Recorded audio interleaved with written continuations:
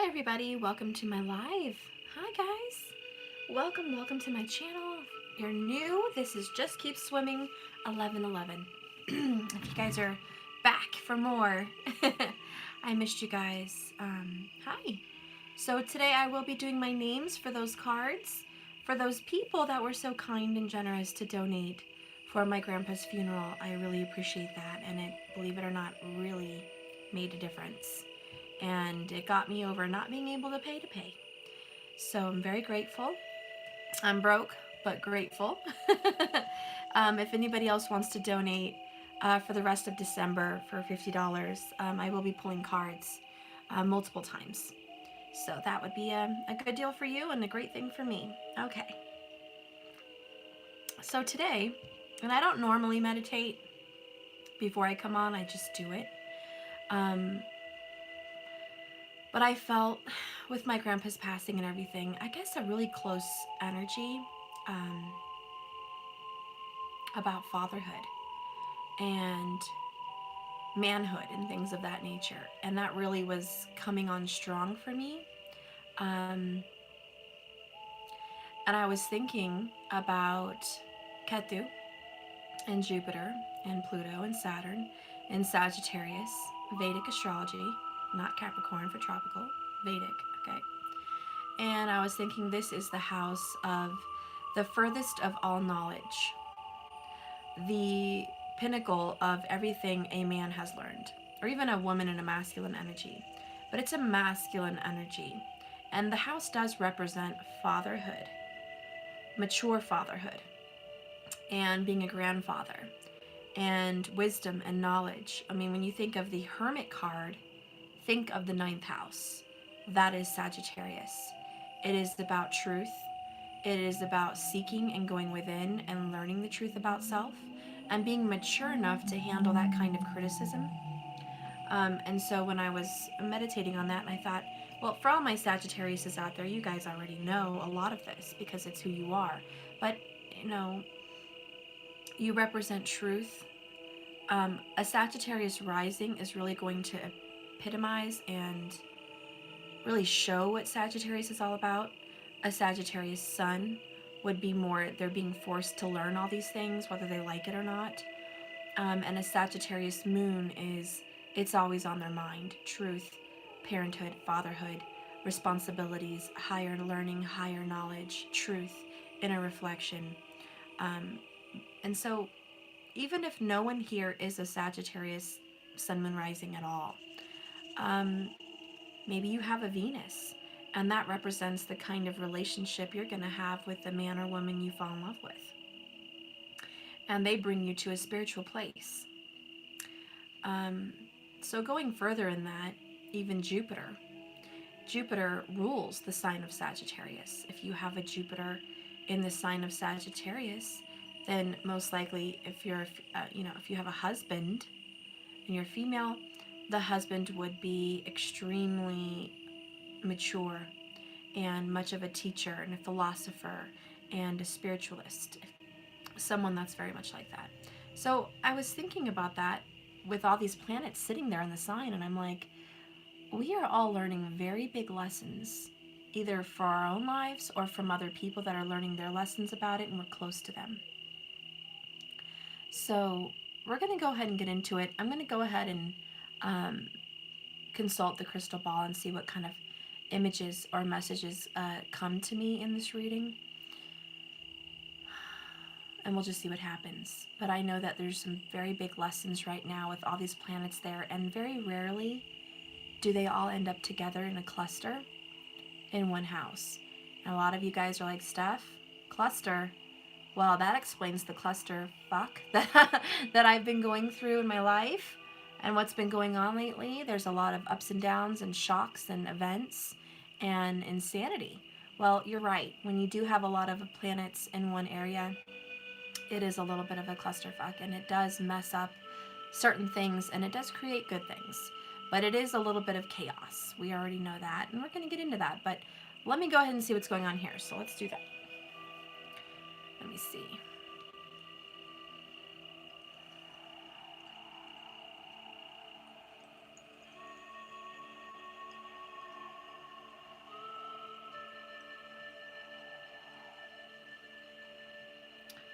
So, the first word, the first thing that comes to my mind, the first vision in the crystal ball for me is a river.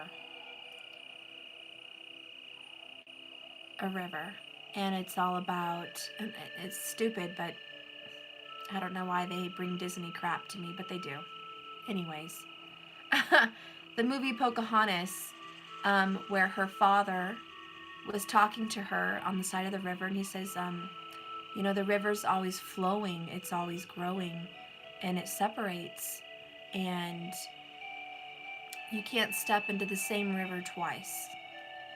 It's always growing and flowing. And I'm thinking, well, we can never be the same person we were before. We're always growing. We're never going to meet our same selves again. This is it. This moment today, we're going to change tomorrow. Whoever we are right now, it will change. The man or woman you love is not going to be the same person you met 20 years ago, 10 years ago, 5 years ago, 5 minutes ago. Doesn't really matter. People are always changing.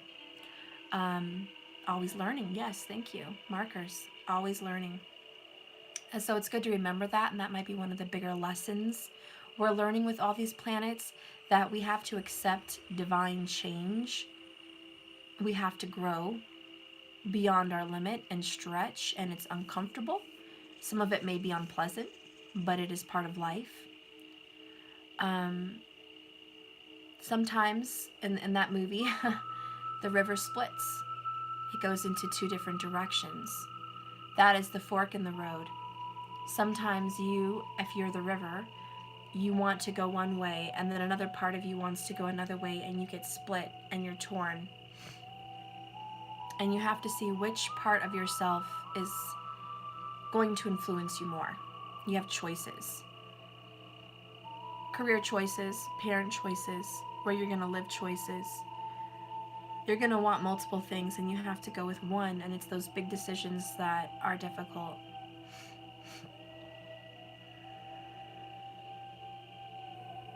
Right now, we're being forced to make up our mind about certain decisions and stick to it. We're forced with very difficult decisions that we don't want to decide on right now, but we're being forced to choose something. Right now, both options don't look pleasing for someone. They don't look appetizing. They don't look nice either side. And now you're being forced in a corner to choose. This could be a choice between getting married in a very pleasant place and having a beautiful wedding, or getting a house. This could be a choice between having a child and not having a child. This could be a choice between pursuing someone and staying with them, or dropping them. This is a very difficult choice, because you are going to be pulled in two different directions. A lot of you that have fathers or grandfathers that have passed on, during this cluster of planets in the house of fathers and grandfathers, you will be guided. And Jupiter is a guru, the enlightener. So your father or grandfather will bring light to the darkness. You can trust in some of this experience. If you do not have father or grandfather that has passed, you would definitely be met with a ascended master that has an elder role, a masculine male elder role that will be guiding you. You may see this role in dreams. You may also be presented with dreams because of Pluto there, that you don't know why you're dreaming a specific thing. It's kind of weird. You like outlandish fantasy kind of dreams. Dreams that make no sense to your logical mind, and they yet have a deeper meaning. If you are having dreams that are shocking, try to write down as much as you can remember from those dreams as soon as you can. So that way you can try to decipher and get a message that's going to come out. And you can read it, and it's going to click when you read it. Oh, that's my message in this dream. But that is definitely going to pop up during this transition.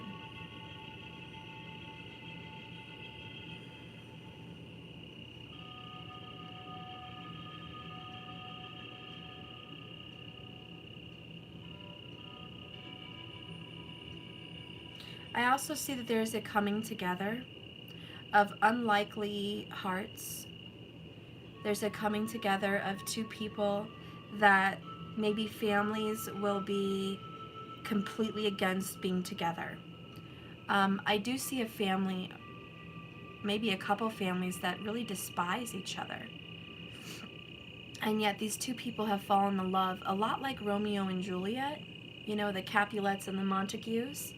And I do feel like, I do see that there is two people coming together against all odds, and that there is a family at strife and at war, almost not physical literal war, but emotional, mental, argumentative war with each other, and they can't come to an agreement. They just have it out for each other, and these two people are meant to come together. There are life lessons to be taught for these two people about standing up on your own, standing against the grain in the family, standing up for yourself, making hard decisions, maturing enough to leave the nest, to leave the family comfort. And I feel what's difficult for this couple that I'm seeing in here is each person in this coupleship has been extremely close to their family, or they feel like they need to be extremely close to them. And cutting ties with their family is like cutting a throat. It feels like that. And it's heartbreaking and emotional. And they don't want to do it. But it looks like you may have a very difficult decision. And Saturn and Pluto and Jupiter are definitely asking you to have some kind of authority in doing this. We are leaving the sign of Scorpio soon and going into Sagittarius. So now not only are we going to have all those planets I mentioned in Sagittarius, now the sun is going to be coming in. This is enlightening up the message. This is extreme enlightenment. Remember, this is Vedic, not tropical. Anyways, that's really going to change things when this transition happens. And that's in a few weeks. But that transition is really going to make a huge statement. Big. And that's when I think the decisions will be made, a few weeks from now, a couple weeks from now, okay? So I do see that happening also. I'm going to go ahead and put the crystal ball back now that I've gotten my message. And we'll start with the tarot. Okay.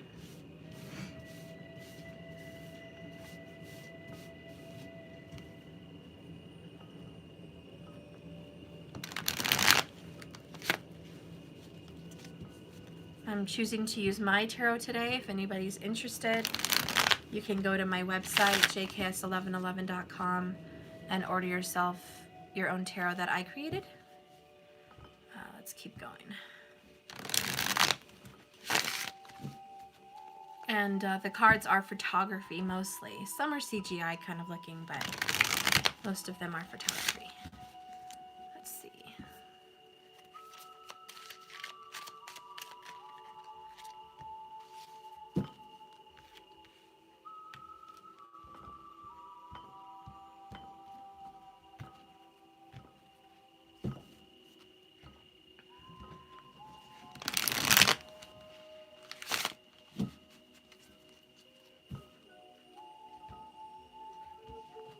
Okay, we'll go on. We'll get you in a minute. No, Matthew. Okay, we'll go to the potty. Of course you're not.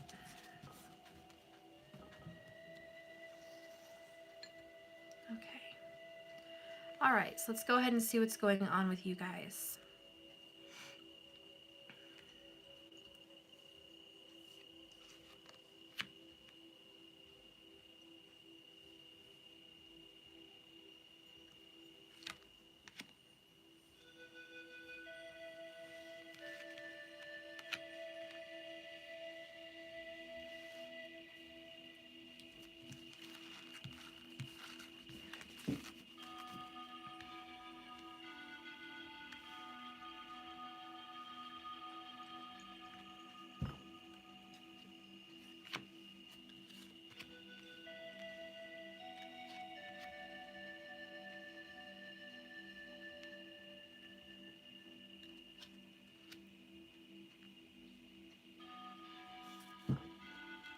Bottom of the deck is 8 of Cups. Frankly, my dear, I don't give a damn. This is from Gone with the Wind. He walks out on Scarlet. This is walking away from something you once loved so much, and you just can't do it anymore. Somebody just can't do it anymore. It is Scorpio energy. It is about transformation, but it's also about shocking emotional detachment. I don't know who that is. That could be you, that could be them, that could be the person you're dealing with or the people that your person is dealing with. We'll get into it. But that is the underall energy for the overall reading, meaning that this has something to say about every single card. You have to get each card and know that it has something to do with this. Okay? All right, let's keep going. I want to look at the foundation first. The foundation for this relationship is Ace of Cups, first and foremost. Hope you guys like my cards. For those of you waiting, they're coming in. Don't worry, I showed you all my packages. They're coming in. The next one is 9 of Wands.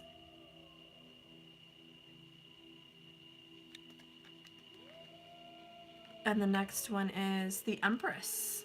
Wow, I like that for the foundation. I really, really like that a lot. Look how beautiful that is, huh? The butterfly represents rebirth, new beginning. The world is in her belly. She can create, manifest anything. The world is your oyster. It is at your hands. What do you want to bring forth? Her heart is the sun, means she has her masculine energy in her heart. She speaks her truth and she sees her truth. She is the Empress. She is the essence of creation. The universe has her back. You can see the universe behind her. It's like the placenta. I wanted her hair to look like the placenta. She gives birth to whatever you bring forth from the universe. It supports her. All right. So this is about growth, creation. All right, let's get the other one here. Thank you for the 1111, Rashida. Thank you. Third party. So this is the foundation. If you are watching this channel right now and you can't resonate with a third-party energy, then that's okay. Maybe tomorrow I will not have a third-party reading. Today I do. So just heads up, on that. But this relationship, the foundation of the relationship that I will be discussing has something to do with a third party. That's 9 times out of 10 a romantic third party, but it can be a parent or some other entity, maybe a job or something that is in the way. Okay? It's very painful. The foundation of this is you want to hang on to this love the same way this person wants to hang on to this rose.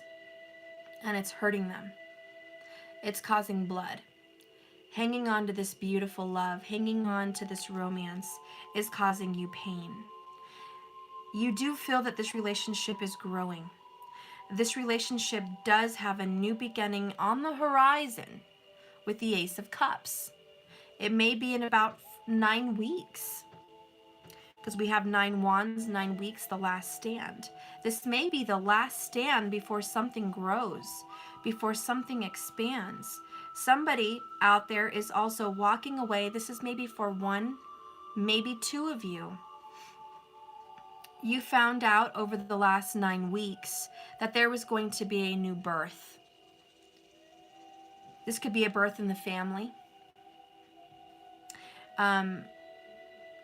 This can also be where if there is a third party energy out there,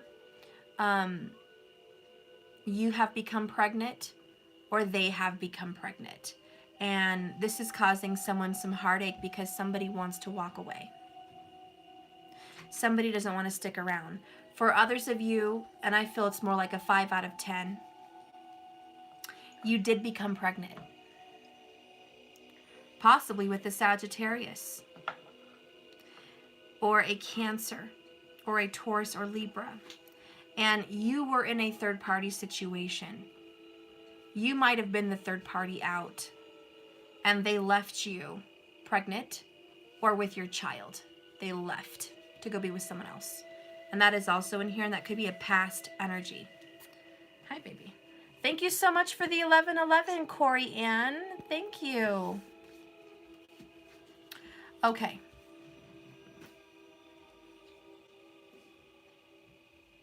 The foundation here is rebirth, renewal. Something is growing. Whenever the Empress pops into any reading, she has the energy of, I'm going to fix this. I'm going to change this. I'm going to grow this. It is not dead. It is not over. I'm going to bring it back to life. And that is a lot of Scorpio energy, to be honest. The rebirth of it. Somebody thought this was it. This was over. We're at the end of the line, guys. We've been through too much. I've been wounded. I'm a wounded warrior. I've been in tough battles. I am definitely at my last wit's end. This is going to be it. This is... Excuse me, guys. What the heck? Oh my gosh. Hang on.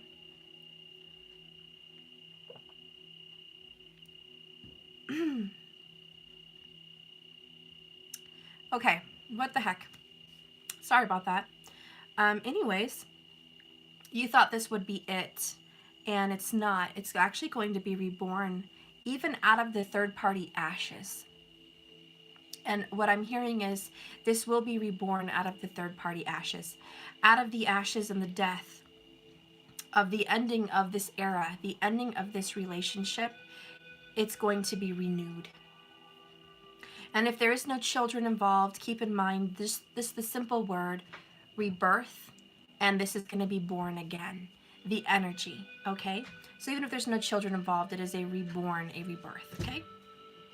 And that's what's really happening here, especially if you have the signs that I mentioned. Now let's go into the heart of the matter. What is being healed? What is the Empress changing? We have the Queen of Wands. Okay, Leo energy. The Black Panther really represents the feminine and the magic and the intuition and the power and the subconscious, the moon energy, the dark energy. And that represents the feminine. The Queen of Wands is very powerful, very spiritual, very intuitive, very good looking, very attractive, and in control. Okay, in control. And that's what's being dealt with right now, is the control. The next one is King of Swords. So I can tell you right now, we have a fire sign and an air sign coming together. Those are both very masculine energies. And the King of Swords is about seeing the truth. Okay, I'll change you in a minute. Well, someone went to the bathroom.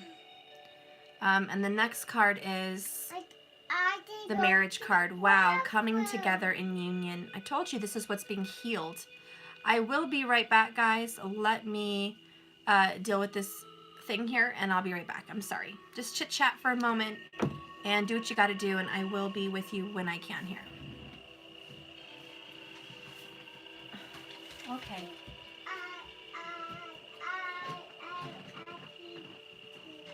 I see that. Okay.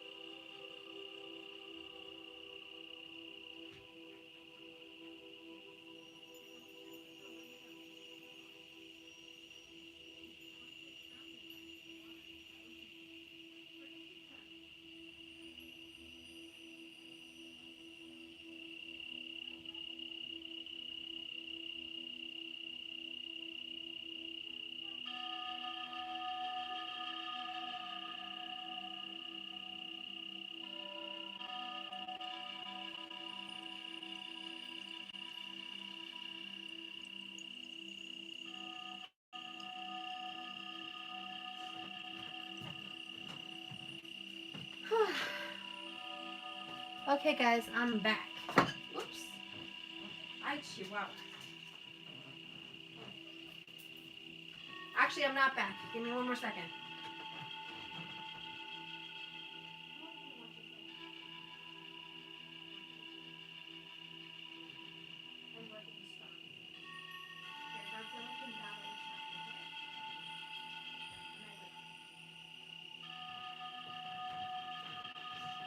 Okay.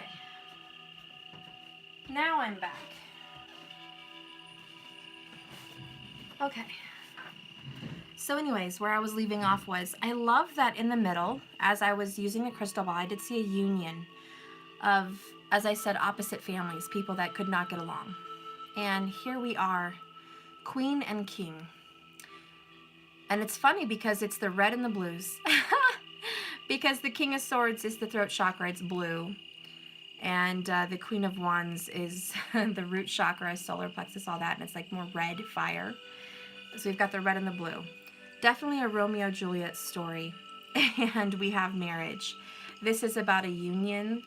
Even if it's not literal marriage, it's about a union. Two people coming together from opposite sides, however, so much alike. Both, like I said, very masculine energies. And what the Empress is healing is the diversity here, the complete opposite energies. What the Empress is taking care of is toning down the tempers, the anger, the resentment, and the toxicity that could be spewing between these two people that are actually very much in love.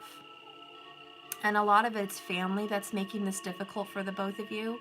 And all you guys really want is happiness, joy, love, and family, which is this marriage. All you really want is to be in one home with peace and harmony, romance and bliss, abundance, which also the Empress brings is abundance, financial blessings, and children, if you would like children.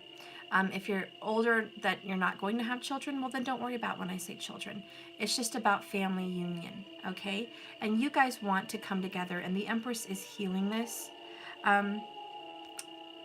The masculine energy here is coming in more as the air sign. Doesn't have to be, okay? But that's what's in the cards.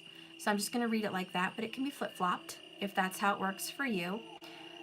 But the masculine energy is all about strategy, thoughts, maybe holding back their words, and when they do speak, they're insensitive, and they can be very cold-hearted, cold and vicious.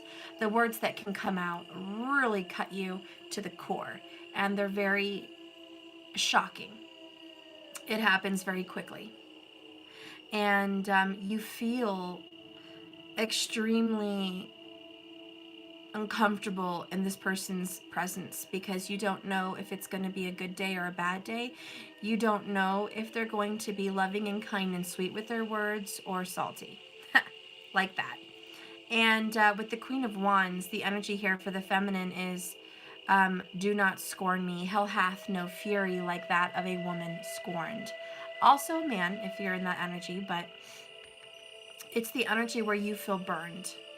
And what the Queen of Wands does when she or he is burned is create some kind of an environment where it's too hot to handle. You can't take the heat. They will tease, they will tempt, they will burn, they will impose some kind of suffering for the injustice. And the Queen of Wands is also one that will not tolerate any injustice or misbehavior. She's more the punisher. So I do see two people here that have had it out with each other. I think the people that I'm talking about have had pretty good sized arguments, pretty good sized back and forth disagreements, and even separations. I also want to say that two people here have met their match. For this Queen of Wands, I do feel strong Sagittarius, but it's very much also Leo or Aries energy. Happy with that. And for the King of Swords, I really do feel strong Libra energy because of, both of these cards down here support Saggy and Libra, but it doesn't have to be. It can also be Aquarius and Gemini, okay? But what I'm feeling here is You both have met your match. One person, no one's been able to verbally battle this person except you. And on one sense, you have never encountered someone so witty, so smart, so condescending, so snippy, so snide, so smart, intelligent, and quick with their words, and it kind of shocked you. And you've both met your match. There is no one that's going to argue or strategize better than the both of you. You two characters are very in tune and very much alike. At the same time, the Queen of Wands wants passion, love, creativity, children, joy, attention, and a very warm energy. She has a very warm energy, nurturing even, very spiritual, possibly even a little witchy, but she's extremely loving. And her heart is 3 times bigger than anyone else's. And the King of Swords, he is good looking. He smells wonderful. This person knows how to dress very well. This person has talent. This person can even sing, maybe even dance, write poetry. Very good with their words. Wow, this person is really wow, they really know how to grab someone's heart. Almost manipulative, but it turns you on. And it's very sexy for the Queen of Wands. She's very attracted to the intelligence and the design of this human. Very turned on. And it's almost a challenge. And let me tell you, the Queen of Wands loves a challenge. In fact, she has no fear. She always wins. So she's like, bring on the challenge, which is typical Leo. But, you know, like I said, any fire sign is great. But she's saying, bring on the challenge, baby. Bring on the challenge. She is not intimidated by any other female or any other queen. Out of all the queens, even the Empress, the Queen of Wands has no fear and knows she's the ish. Okay, she is it. There is no other. So she has a very strong confidence, and she's batting her eyes and saying, by the way, as good looking as you are, I also bring that attention. I implore that because I have that attention. I am that good looking. I am that sexy. I do have this magnetic personality and this magnetic smile and this magnetic voice, and I have a presence in the room that will draw and attract all the attention. So I have no fear. Fearless. Absolutely fearless. You both have this confidence. This King of Swords, though, the masculine energy is going to be someone more quiet. Okay, reserved. Okay, this person's going to be in the back of the room, looking good. Everyone notices him, you bet. But he's not talking to everybody. This person chooses his friends very wisely. He only has maybe 3 to 5, a handful of people that this King of Swords will associate with. And he keeps them close. Very Libra, keeps them close. But who he lets in his heart is a whole nother story. He can make people think that they're this close to him, that they're totally in his heart. But they're not. They're very, very far. Like I said, he's a manipulator. He's an enchanter. The only person he's let into his heart is the Queen of Wands. And now she knows his weakness. She knows his Achilles heel. She knows how to grab him by the balls and get where it hurts. And this King of Swords has taken off this Queen of Wands armor, almost undressed her completely, down to her vulnerability. And as she undressed herself emotionally, spiritually, physically, all of the above, the King of Swords pierced her heart. She's pissed. And the King of Swords has now suffered her wrath, which is, you will feel my fire. So there is this little war going on between the Queen of Wands and the King of Swords. And At the same time, you're meant to come into a union, and both of you are saying, what the hell, are you crazy? Are you insane? Well, let me tell you, love knows no reason and has no reason, of which reason means nothing.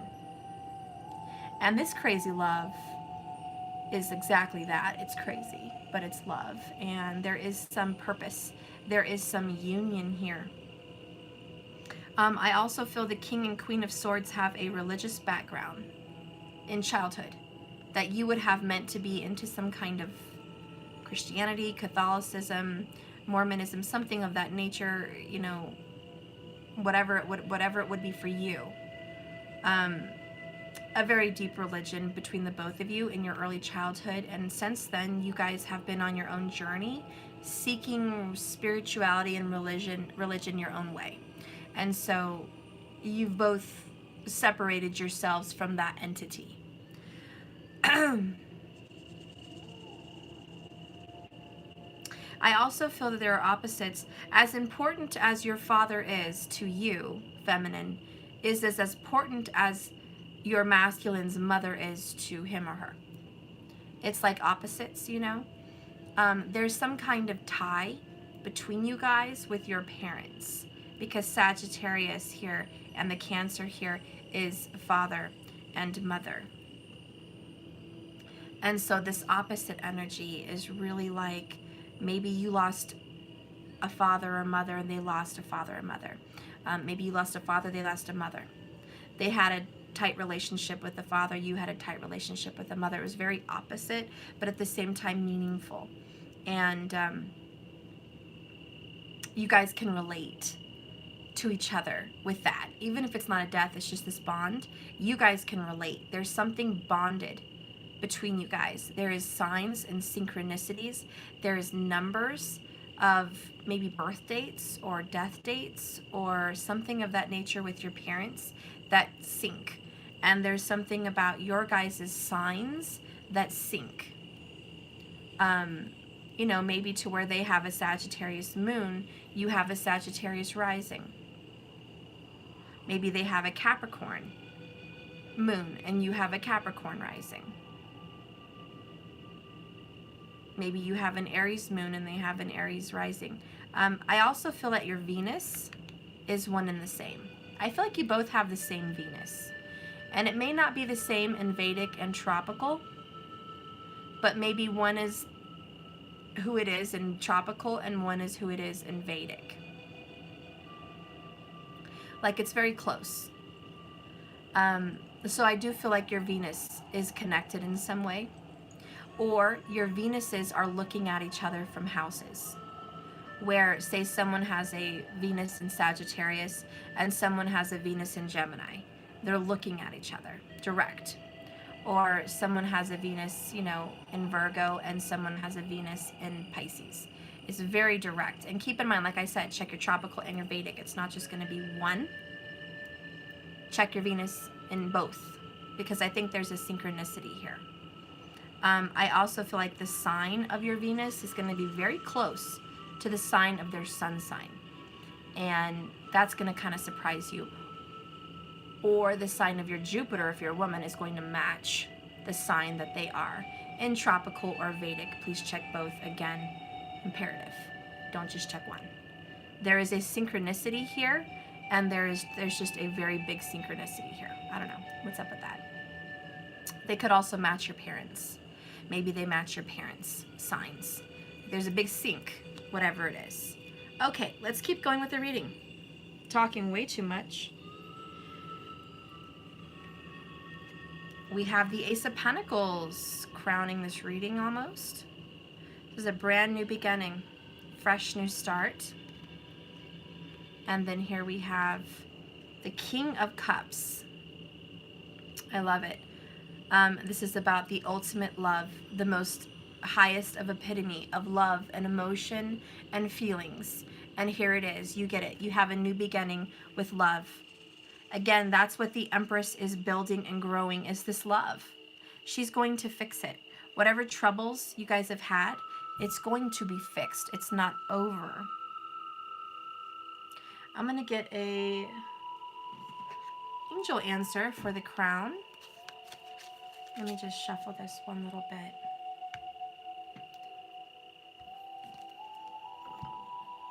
I have the Australian crystal quartz there, and it's crystal clear quartz. And funny, I just put that on the King of Swords. I think that someone is seeing things clearly, and their emotions are becoming very balanced. For that King of Swords energy, they're really seeing it for what it is. I love it. Spirit, can you give me a message for everyone here with the angel answers for this relationship? And Spirit wants me to mention, you know, Scorpio is very prominent here. So is Sagittarius and Libra. Capricorn is also talking to me, and Cancer. Gemini, believe it or not. And Taurus are very prominent. Okay, let's see what's going on here.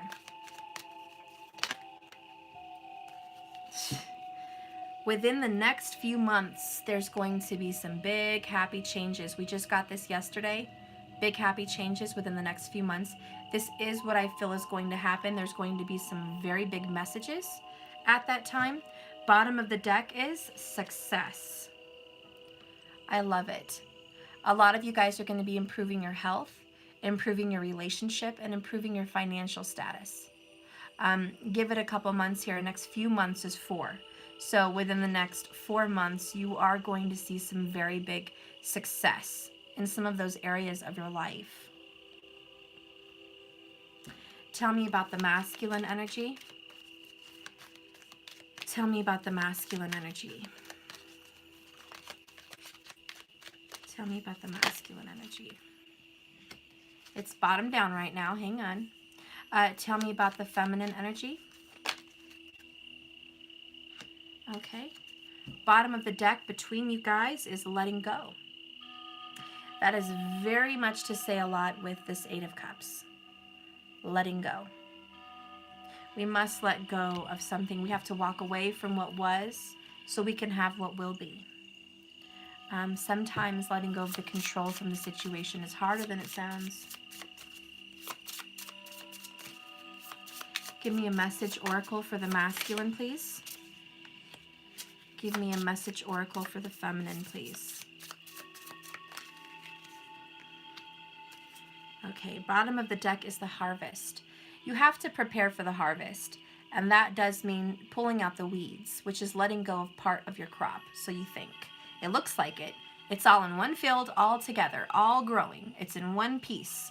And now you have to start yanking the weeds from the harvest, so you can have a harvest, so you can have a better harvest.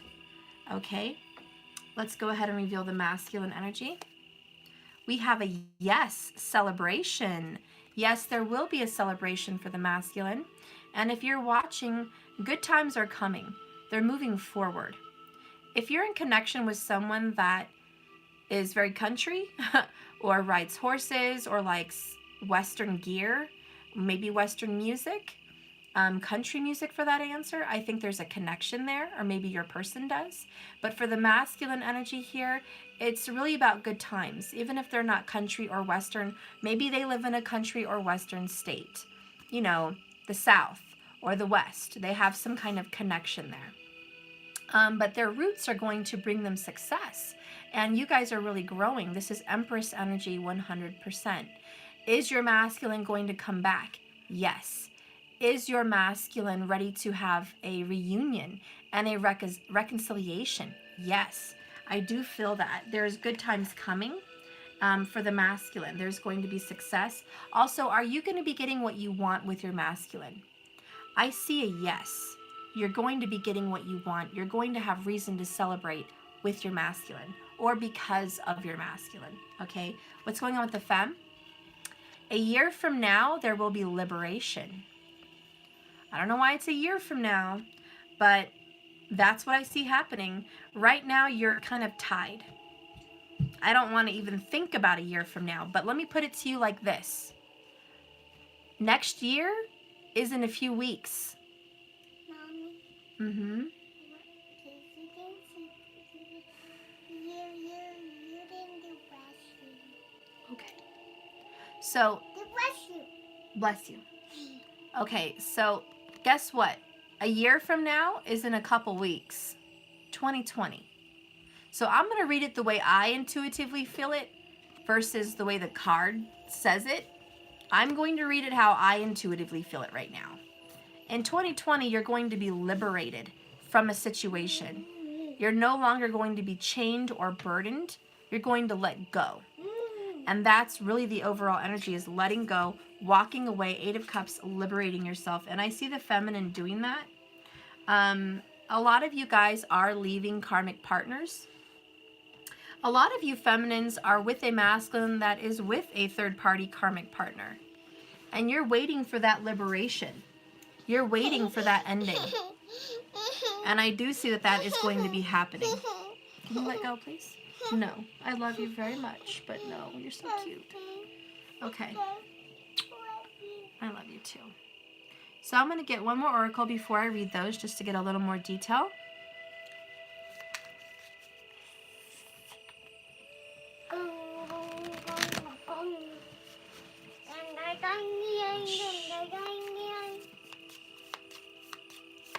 Give me a message for the masculine. Dreams. I tell you, you guys are having some kind of dreams from them. It's very insane. You guys are really getting in touch with dreams. They're having some comforting dreams about you. Something that makes them want to return to you or come home to you or be with you at home. Having dreams of you at home with them. I love you too. Let's get a message for the feminine. Well, that was certain. Very certain. Oh, I told you.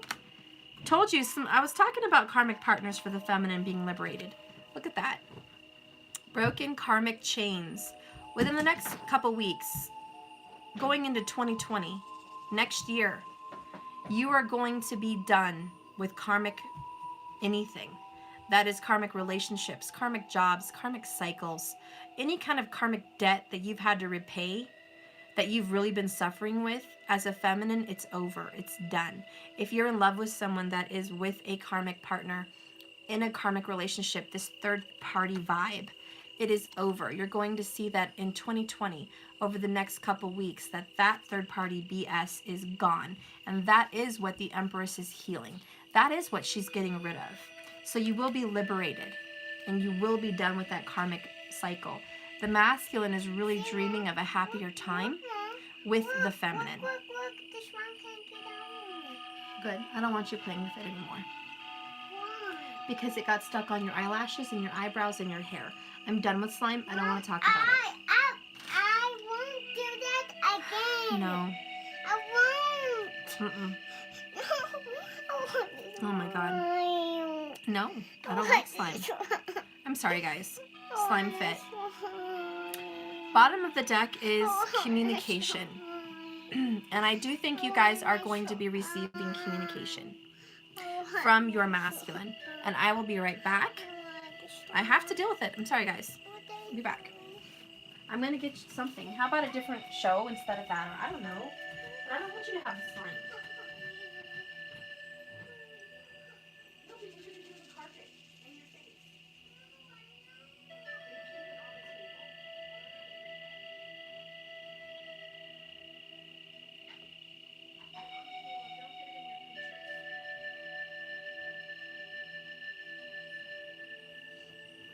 Okay.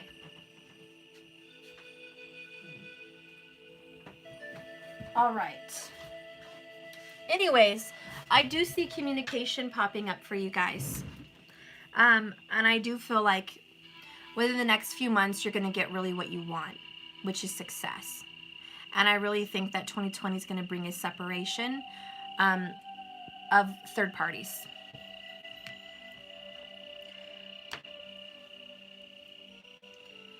If you don't have a third-party situationship, then you don't have to deal with it. That's great. Okay, so let's keep going here. Let's go ahead and read that. Let me grab my book, Celebration for the Masculine. And it says here, dance for joy, masculine. Good times are finally here. Let go of your cares and have fun. Break out of isolation and join others for a seriously good time. In nature, A welcome rain after a hot spell brings relief. Giddiness and exuberance. We are invigorated. We may need an occasion to end the fun drought because, masculine, you have had a fun drought. Thank goodness for birthdays, reunions, and launches and celebrative holidays. This re energizes us and balances out long periods of labor. We all need more laughter, dance, and play in our lives, so live it up. It's the sunshine after the storm. It's the sparkling bubbly on a special occasion. The fun free feeling on a Friday night after a long work week. It is your turn to have some fun. Being with the community gives you a chance to eat, drink, chat, or be in cheer. The fizzy exuberance multiplies happiness like bubbles rises infinity. A great party is like a mini vacation whose joy lingers for days. Don't be stuck in the mud or hold back because of self-consciousness. Grab the good times while you can. Delight like children, chasing around, being present in times with friends and family, and drink to the high points of life. Nothing lasts forever. Celebrate now. The energy of this card is water. The number is 11, and the phase for the masculine is an ending. So yes, there is an ending after a long drought. And I feel like you have been a stick in the mud, masculine. I think you've been suffering in some way. I think you've been going through a lot of towers and you've lost. You're stressed. And this holiday season, you finally have some chances to just be happy. And a lot of you are like, that's not fair. My masculine's causing me to suffer. My masculine's putting me through hell. Why does he get to celebrate and have fun? Listen, Linda. Your person has also been suffering in different ways, and they need a little fun in their life to get back in the groove of things. And I think that's what's happening.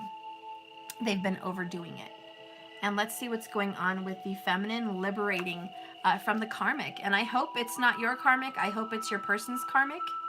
And even if it's yours, great. But it's this big liberating feeling, and you're just done with it. Like I said from the beginning of the reading, you're just walking away. You're done. You're no longer tolerating BS. That's it. You're just done. You're like, I'm not going to bring this into 2020. I want something different for my life. And you are going to get something different. Your karmic dramas and woes are over. And that is the liberation. So let's go ahead and read it.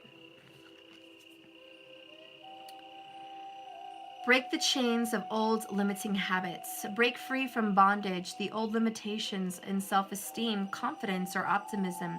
They have held you back. We can only stay limited for so long. At some point, we break out to a new level of freedom and scope. Our horizons open, restrictions fall away, and we are suddenly light with liberation. It doesn't happen by magic. We have to do our part. Without our effort, we will remain trapped in a prison of limitations.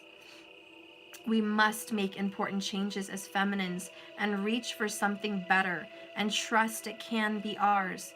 Perhaps you've become very discouraged. Setbacks and problems seem to have piled up on each other. Health problems beguile you. Limited circumstances and even in finances hold you back from manifesting what you know is possible. Affirm to yourself, I am strong and successful. The universe is bountiful. All that I need and want flows to me easily now from every direction. Try it, say it out loud, and catch yourself the next round of negative self-talk. Replace it with positive affirmations. No longer will you keep speaking bad onto your life. Liberation comes from revolution, and it moves from the inside of you out. Don't let doubt win. Fight back and break out of this stuckness into freedom. Yes, you can. The fire element is what this energy is. The number is 3, and the phase is growth. Empress energy. Have the feminines had a lot of self-doubt? Bad talk. Personally, I don't know about you guys, but especially with my grandpa becoming sick and dying now within less than 30 days, I feel sideswiped. With financial situations taking out the rug from under me, I feel robbed. Physically, I have gone through some physical transformations of difficulties for myself, and I'm just beguiled, exactly. And I'm just, what the heck? And in my relationship with my twin, it's been one hell of a 6 months. lately, and it's beguiled me, and I feel very robbed, and I do feel I have not had even time to talk to myself about that, and I haven't really wanted to deal with that. But I do feel like karma has been spanking me big time, even with work, falling behind. I almost felt like it was out of my control. Like I was so on top of things all last year, and this year kicked my ass, with things. And I just felt like one thing after the other was coming up. And then now I realize that it's karma, it's difficulty, it's restrictions, limitations, hardship that has taught me big lessons to be stronger than I was in the years past. It's taught me to make decisions that I didn't want to make, that I felt forced to make. Legal decisions, financial decisions, um, emotional decisions, and physical, diet decisions, and even mortality decisions about my own mortality, just wills and things of that nature with my kids. And it's forced me to become mature, more mature than I've always been. I've always been mature, but I've been more mature this year. And it is thanks to Saturn kicking my ass. Excuse my French. It is thanks to the universe slamming me against the wall, wave after wave after wave of bullshit that has made me become strong and very stable. And I feel that. And I feel I am much more of a leader now than I ever have been. And I will be more of a leader even in the future. But this Queen of Wands is my transformation. This King of Swords is your person's transformation to where they see things clearly, hear things clearly, and need to speak more honestly. No more lies and deception. That's all past. This is a union of being one with self. And in this loving yourself, chasing yourself, doing yourself comes union. And it doesn't seem realistic to a lot of people. But like I said, love knows no reason, of which reason knows nothing. When you start loving yourself, you start finding union with yourself. And when you find union with yourself, you find union with your divine partner, whoever that may be for you. And I do see this beautiful new beginning in love with your King of Cups. Male or female makes no difference. It's your King of Cups. It's your truest love. It's your epitome of happiness and emotional and spiritual connection with an intimate partner. And that's who you're going to have a new beginning with. And need I say this, in 2020, you will be in a relationship.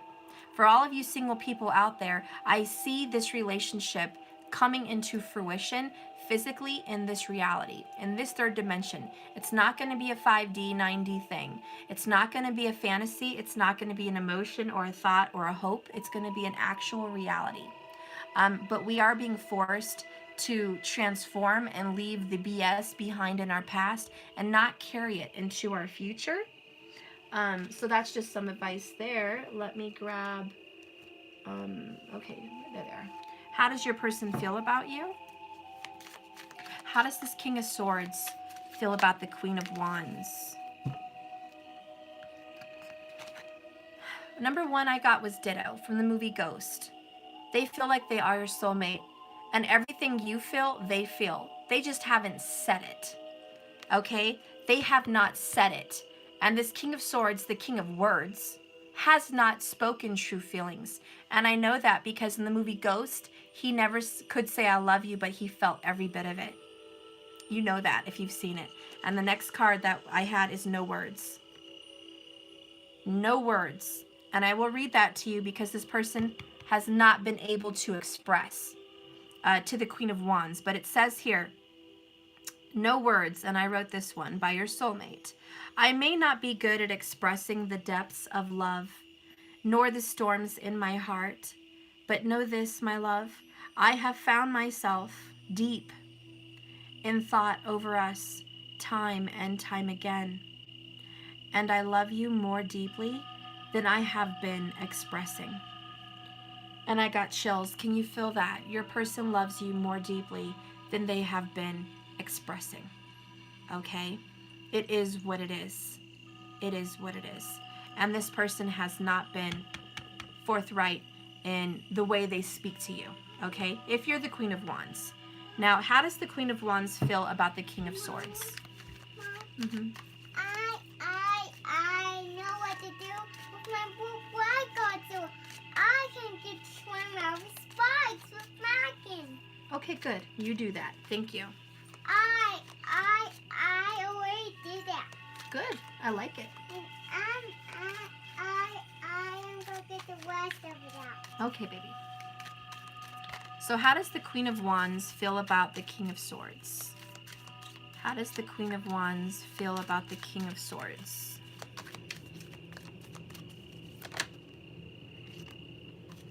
I keep getting that card, and it is just so annoying, but whatever. So, I keep getting Khalid. Love to see you shine like the diamond you are. I'm on the other side. It's all right. Just hold me in the dark. I love that song. I keep getting it almost every reading, but I love that song. And the way the Queen of Wands feels is, I am in the dark, separated from you, and you are my diamond in the sky. You are the diamond in my heart. It is only you. It is only you that I love. And the Queen of Wands is very attracted to the King of Swords. Again, they are so impressed by the King of Swords. And I mean position as in how they come across. Whenever the King of Swords comes in the Queen of Wands energy or presence, she does kind of melt. And she feels swooned and wounded by you and won by you, King of Swords. And she just is almost helpless in your hypnotic gaze. I think your eyes, King of Swords, do something to the Queen of Wands. And she is very, very intuitive. And when she looks in your eyes, she sees forever. And when she looks in your eyes, she sees who you were in this life and the last life and even in the next life. The Queen of Wands sees your soul, and it is very beautiful to the Queen of Wands. You are a diamond in the rough, and she knows who you are even if you don't. And the Queen of Wands really is in love with your soul, and it has really nothing to do with the exterior, but you are very hypnotic for her. Or him, if you're the Queen of Wands, okay? And the next card is, I wrote this again, okay, so another one. It's simple. It's simple, says the Queen of Wands. I love you. And with that comes all my determination and all my dedication. Sense and reason, as I was saying earlier, sense and reason are no friend of mine and enter not into the equation. So the Queen of Wands is like, it's crazy, I'm insane, I'm nuts, it is not sensible, there is no reason I should be in love with this cold ass King of Swords, but I am, okay? I am that I am, and I am in love with you, and it makes no sense in my life, and I am very smart and intuitive and logical and all of those good things, but I fall almost helpless in your presence because I love you. And I'm not in love with this lifetime. I'm not happy with how you've treated me. I'm not happy with what you've done. And I'm not happy with the way things have been or look. But there's something inside you that I've known before. There's a part of you that I have seen as beautiful and valuable, like a diamond. And I will not let that go. Because there's something here. And there's something different between us. And there's something out of this world. And I don't understand it. And I've tried to, but I can't understand it. I just can't. I can't find the answer. I can't find the reason. I can't find the direction. I can't make sense of this. But I do know that when I'm in your presence, I melt.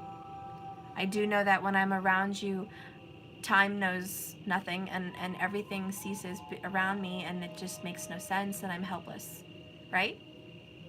And for your King of Swords, it is, I'm terrible at expressing the depths of my heart. I'm terrible at telling you how I feel. I'm terrible at telling you the truth. I'm terrible. But I know in my heart that I love you. And I know that every time I'm around you, time and time again, I love you more deeply than the time before. And I know that no matter how crazy you are, Queen of Wands, how psycho you can be, how angry you can be, it turns me more on, and I understand that my love with you is different, and my love with you is weird, and my love with you is rare, and my love with you, no one that knows me would understand, and they all tell me to run as far away from this as I can, but I continue to love you because I can't explain it. It just is what it is. And I love you, and there are no words. And the no words is what the Queen of Wands sees. The lack of expression is what you, Queen of Wands, see and hear in their presence. You know why? Because you are intuitive. And if you weren't intelligent in your intuition, you wouldn't pick up on those feelings and those thoughts. But you do. And that's why you're here. Thank you very much, Elizabeth Nelson, for the $12 on PayPal. I really appreciate that. And the reason your person runs from you, and the reason this King of Swords holds back, is because they feel absolutely out of control and exposed in your presence. Powerless in front of the Queen of Wands. It's actually very beautiful.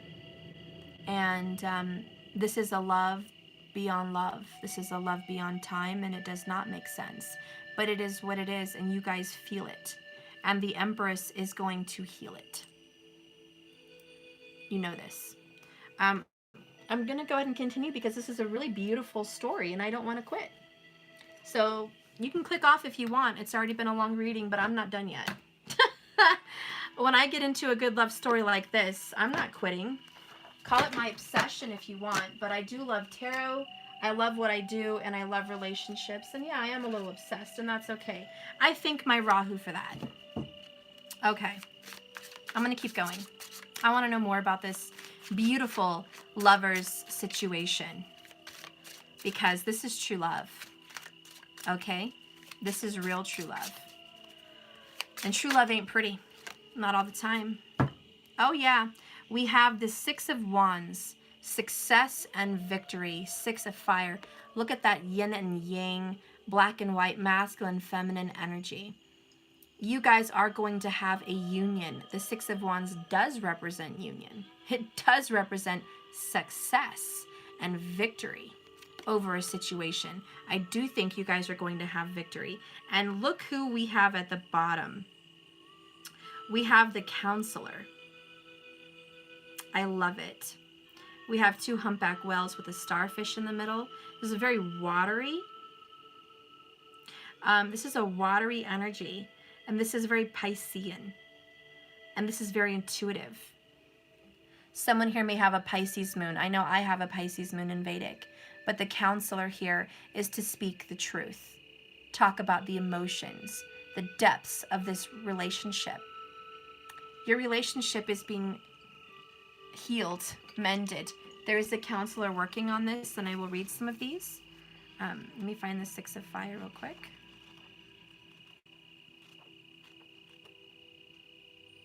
Okay. All right. Let's see. Oh, wait a minute. That's not the Six of Fire. That's the Six of Swords. The Six of Air. My bad, guys. I haven't used this deck in a very long time. Let me fix my little message here. Well, that message came out for a reason, but let's adjust this now. If this is the Six of Swords, sorry, I should have read the alchemical symbol a little better with the line across it. This is something different, and you all know the Six of Swords represents leaving a bad situation and going on to something better, resolutions, leaving something toxic into something nice and calm and peaceful. So whatever message I had was yes for someone, but let's adjust the message now between you guys, okay? And this is going to be more about compromise. It says here solutions, comparisons, compromise, open-mindedness, mindfulness, illumination, an epiphany, and personal power. Now, I like how this card came in as a surprise. It was kind of like an epiphany for me. Oh my gosh, this isn't Six of Wands. This is a Six of Swords. Shock, surprise, epiphany, and that's kind of how it's going to be for you and your person's relationship. Epiphany, shock. It's not what you thought it was. Maybe that's the message of this card. It's not what you thought. It's not over. You thought it was. It's not. You thought there was no love there. There is. Whatever you thought, be prepared for a shock. And that's thanks to Pluto. Now let's go ahead and read more of this. The key phrases of this card is a time of research and investigation. Look at it and compare a range of options. Weigh the pros and cons. Be willing to compromise. Don't let rigidity hamper possible success. A moment of epiphany and step into your power. Do not discredit what others can offer. The Six of Air represents a solution born of compromise that lies somewhere in between the black and white. Either or choices that are so often seen as the only options available. Now is a good time to contemplate and compare a range of different options in order to discover the best solution for you both. Therefore, it is a time to research and investigate. As you consider your options and you take notes and you compare and you weigh your pros and cons, there might be a need for some compromises to be made available. And sometimes, in order to achieve your goals and objectives, compromise is required. Now is not the time to be stubborn and prevent an outcome by being inflexible or taking a rigid stance. The Six of Air represents a more watery flow to this air energy, which is going with the flow and being open, suddenly seeing the potential in everything. You see how every experience and choice you've made has shaped your life and brought you here to the now in this moment. The potential blockage of this is if the Six of Air is reversed or you're struggling with this energy, it symbolizes a bad habit of making comparisons in a divisive manner that separates and creates a us versus them situation.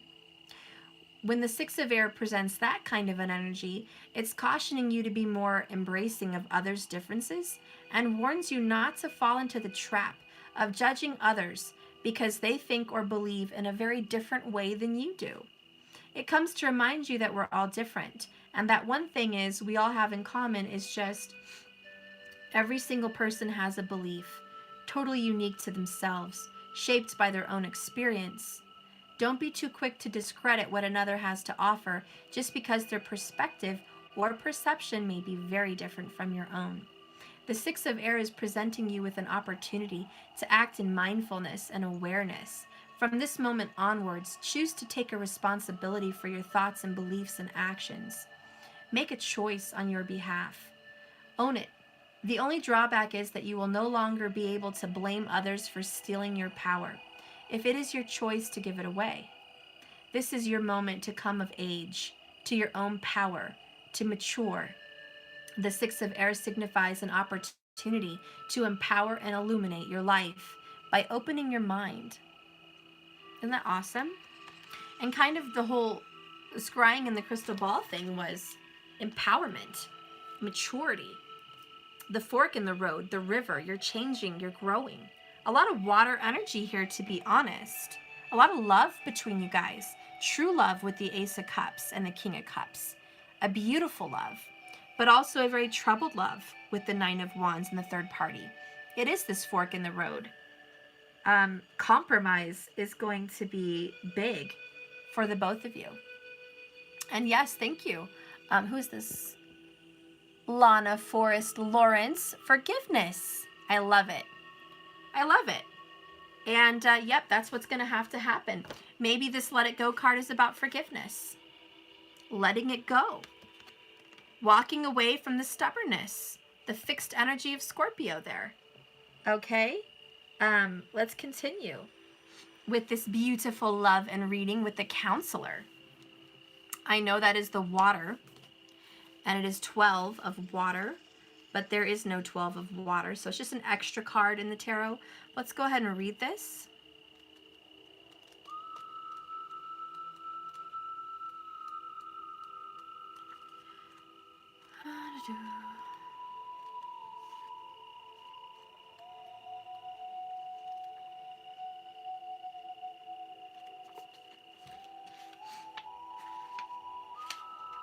Okay. The 12 of water, or the counselor.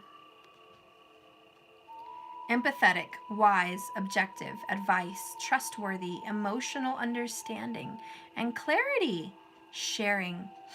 The key phrases of this card is a time of questions and mixed emotions. Look beyond the words to the emotions, which is what the Queen of Wands is doing. Mixed or confused emotions are here. Listen, listen, and hear. Seek objective counsel. An emotionally complex situation. A lack of empathy, or there was and has been. An opportunity now for understanding. Be receptive, not rejecting. Are feelings preventing a resolution?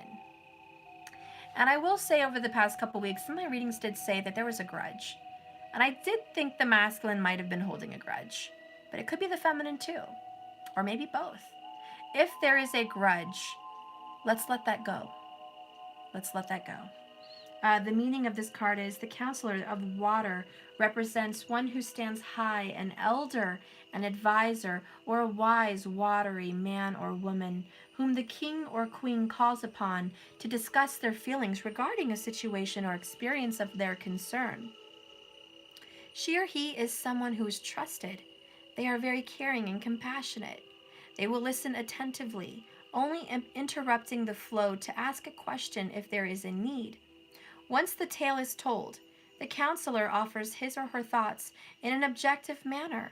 Her role is not to give instruction, but to present alternatives and insight that will help the seeker understand the thoughts and feelings that they may be feeling or could be clouding their judgment. She or he is an empathetic person, skilled at stepping outside of herself to look through the eyes of others.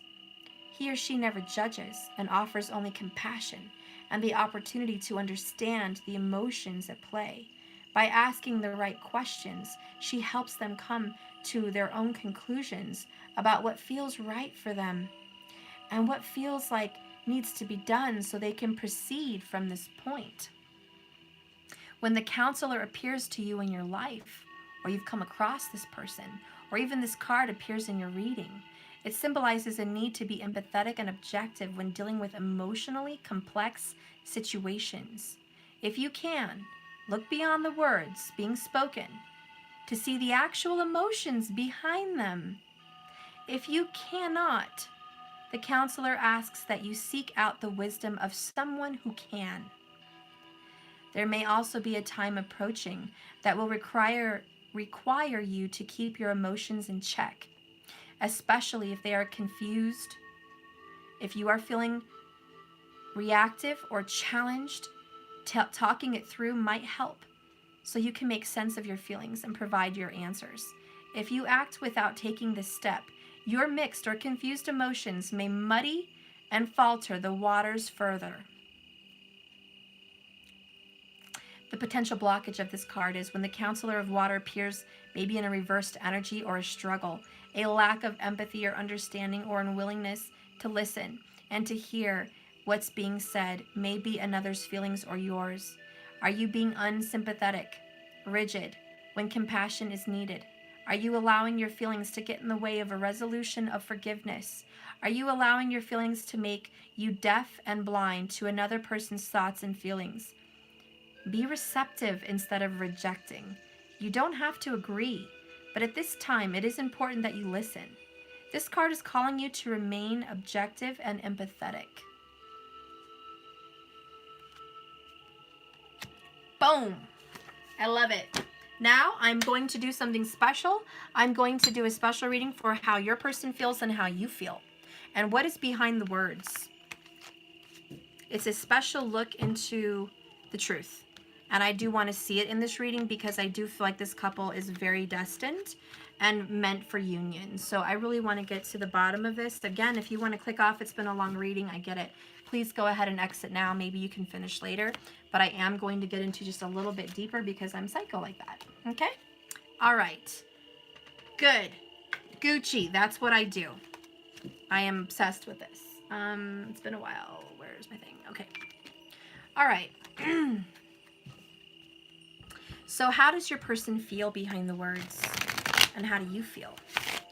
Spirit, please guide me now with these cards into the energy of how these two people feel about each other and what is behind the words and actions.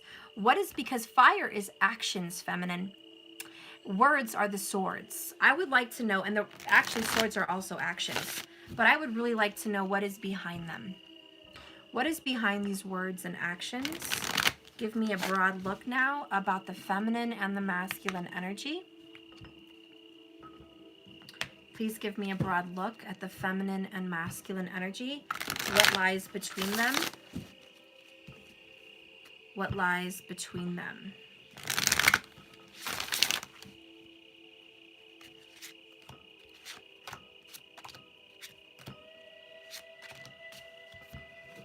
I do some reversals. Whoops, sorry about that. Okay.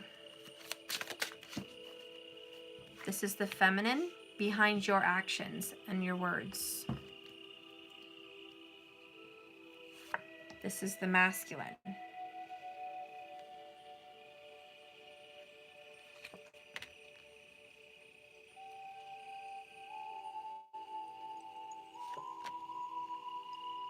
Okay.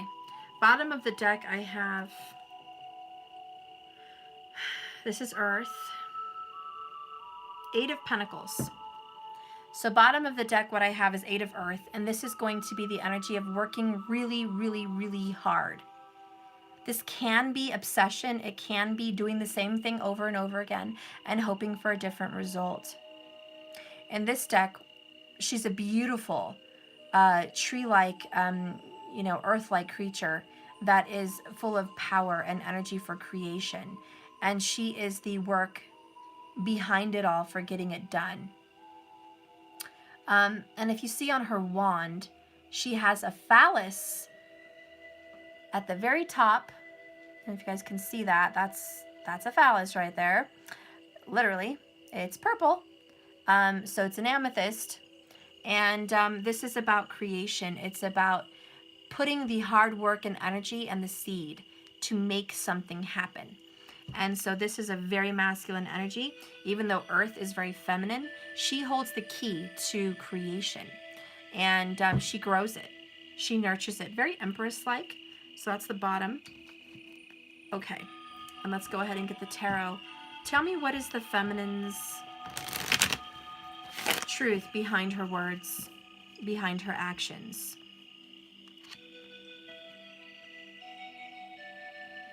What is the feminine's truth?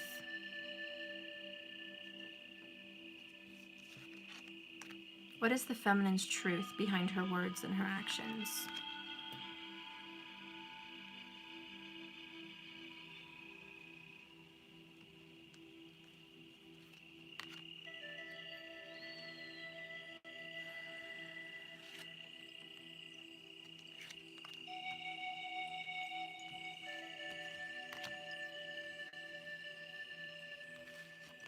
I'm pulling however many I'm being told to pull.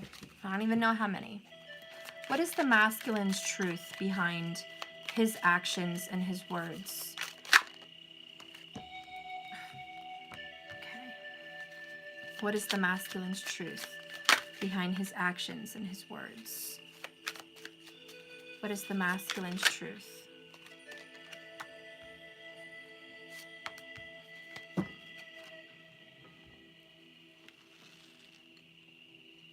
What is the masculine's truth behind his actions and his words?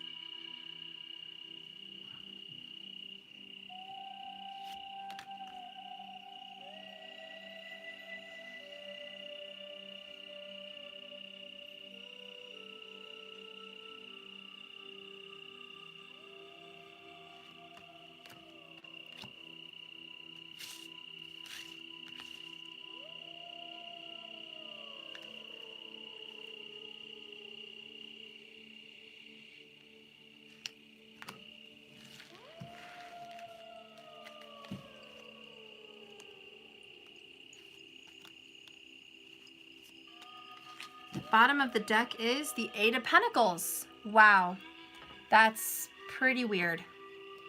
Two bottoms of the deck, we have two Eight of Pentacles. Very conducive about doing the same thing over and over again, hoping for a different result. Consistency. You guys have been consistently doing the same thing. Consistently. Over and over. What can I say? You guys have the energy of repetition, repetition, repetition. I also, and this is more of an intuitive read,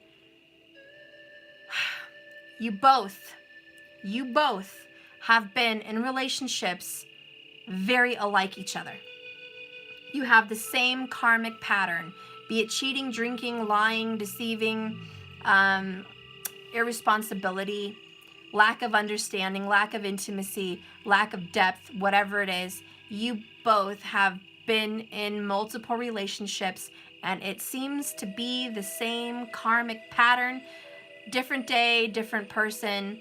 You go shopping, you want to go get those cereal boxes like we've talked about before. You get the box of cereal. I don't care if it's Lucky Charms or Fruity Pebbles. You keep getting cornflakes.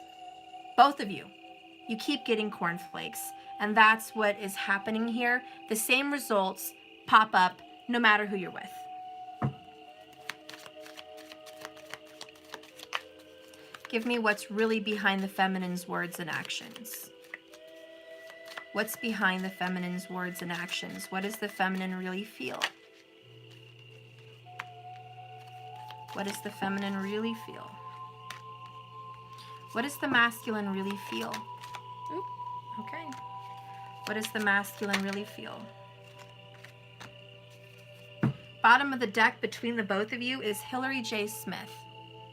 And it is love lets you find those hidden places in this other person, even the ones they didn't even know were there, even the ones they wouldn't have thought to call themselves beautiful or call beautiful themselves.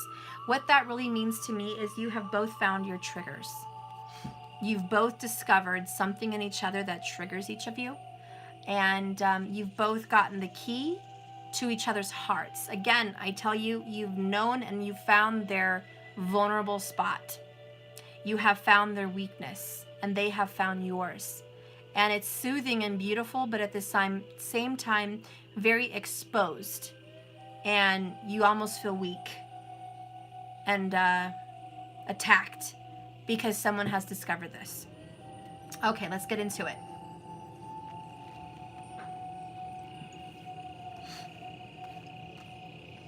What a combobulation of cards. Okay, that's all right. So first for the feminine, boom. Wow, what do you really mean behind your words and actions? We have the Two of Cups in reverse. And we have the Seven of Wands, defensive. So flat out with my intuition, I'm going to tell you point blank. Feminine, male or female. Behind your words and your actions lies a very deep truth. And beg my pardon for saying, I'm not trying to offend anyone. You have a very deep insecurity with relationships, and you are very, believe it or not, defensive. And you do have walls because you have been hurt many times, many. And you do feel like you've been a fool, and you don't want to be a fool anymore. You've grown, you've become wise, you've shed your skin. Like the snake around her hands, you have grown. And between these two cats, you could be dealing with a Leo or a water sign, Cancer, Pisces, Scorpio. You are dealing with a shadow side and a light side with yourself, one of which is open, loving, kind, and very vulnerable, and the other which is very defensive, and you know how to attack. You're done and you're tired of the BS, and quite frankly, you're fierce. You're very fierce, very fiery. And so that's really what's going on behind your words and actions. It means this is more of a subconscious, but it's more of a feeling. And you feel like if you attack me, I will attack you. And you also feel very hurt. And behind closed doors, when you are alone and you do pity yourselves some, and that's perfectly allowed, you cry and you ache in your heart for the letting go and the loss of your lovers. you have memories of those you have loved. Some have died, and some have just left. And now this one, the divine soulmate who is meant to trigger you, who is meant to create feelings about your past and your pain and your karma and your lessons, is here triggering you again about this. And it's very tiresome for you. And you are defensive because you're ready to be done with this lesson. The overall energy between your masculine's feelings, which is behind his or her words and actions, is the Six of Water in reverse. And it is a man looking in a looking glass, and it's in reverse. This is a lack of empathy. And the next one is more water. This is the 11 of water, emotion, and intellect. I've picked up on the number 11 for the masculine a few times in this reading. And I just want to say that that to me is the Justice card. It is Libra. It is about balance. It is also your guys' probably favorite number. 1111. It's the gateway, the portal number. It's a prime number. It's a beautiful energy. It's a special number. And I feel like this person has a lack of empathy and a lack of emotional intellect. This person has had some stunted growth. And this person has had emotional blockages, and behind their words and actions lies a very immature, emotional person. And they really can't deal with emotions. They're struggling. In fact, I take it back. I'm not going to say they can't deal with emotions. I feel they are very immature. And they're struggling with being intelligent on how to do that. And also, this person avoids looking at their feelings. This is looking at your feelings, addressing them. You know, Six of Water is about love. Usually in most decks, true love, past, nostalgia, soulmate energy. But in this deck, it's a little different. It's about looking at your feelings. And when it's in reverse, there's a struggle. And so I do think this person avoids them. And so your person behind their words and actions lies a wall and a barrier of, nope, I'm not going to deal with my emotions for you. And that's why they are the way they are with you. Now let's keep going with the tarot. Let's start with you. Behind your words and actions, we have the moon. Again, secret feelings, secret emotions, pain. In the depths of you lies hidden feelings deep under this ocean, which tend to creep out like this crab. Cancer energy with the moon, by the way. And you're just very much clinging to your emotions. You have strong control of them, but you are being tested and asked to look at them because you are triggered by this person. And the deepest feelings that you've ever had creep up. Ancient feelings. The next one is unconditional love. Cancer energy, triple Cancer in the feminine reading. Just saying. And behind your actions and words lies an unconditional love for your masculine, which it doesn't matter what they do, you love them no matter what. No matter what. And that doesn't go away. The next one is desire. Tell you, you're attracted. You're turned on. You're extremely turned on and passionate about your lover. And so, believe me, they turn you on. And it's just, that's what lies behind your actions. It's hard to get mad at someone you're so attracted to, right? It's hard to hate someone that turns you on like that. It's hard to be distant from this person that is probably the only one that can put this fire on in your heart. And you're just like, God, stuff, this is hard. When we argue, when we fight, when we separate, I feel so torn and ruined because my desire for this person doesn't go away. I have a fire inside me for them. I'm extremely attracted, and I love this person unconditionally, yet I feel so vulnerable. The next one is, there you go, marriage. You already feel married to this person, point blank. Flat out. You feel married. You feel that way. Now, whether you are or you're not, it's not my business. But that's how you feel. So behind all your actions and words, you already feel like this is your spouse and that you are committed by a contract of true love and devotion. and you will not separate. So even though you guys fight and you get mad and you have your issues, what lies behind your actions is pure devotion. And the feminine takes these vows deeply, not even just to the heart, to the soul. So you, feminine, have made a vow in your heart, in your emotions, to truly love this person without strings, unconditionally. And behind your actions and words lies this very truth, that you are not going anywhere. And whether you want them to know that, whether you want to even say it or admit it, that's what's coming on. The next one is 10 of Wands. At the same time you feel all these things, you are absolutely burdened by your love. It is a burden for your life. There are times where you cannot move forward emotionally, physically, or financially with your career because this love has overtaken you to points of despair. And that is the burden. And you are trying to give it up to God and let go because you can't carry it. You can't carry the love in your heart with this person anymore. It's so much of a heavy weight and burden on your life. You're just not sure how you're even going on at this point. The next card is, again, another Cancer, the Chariot.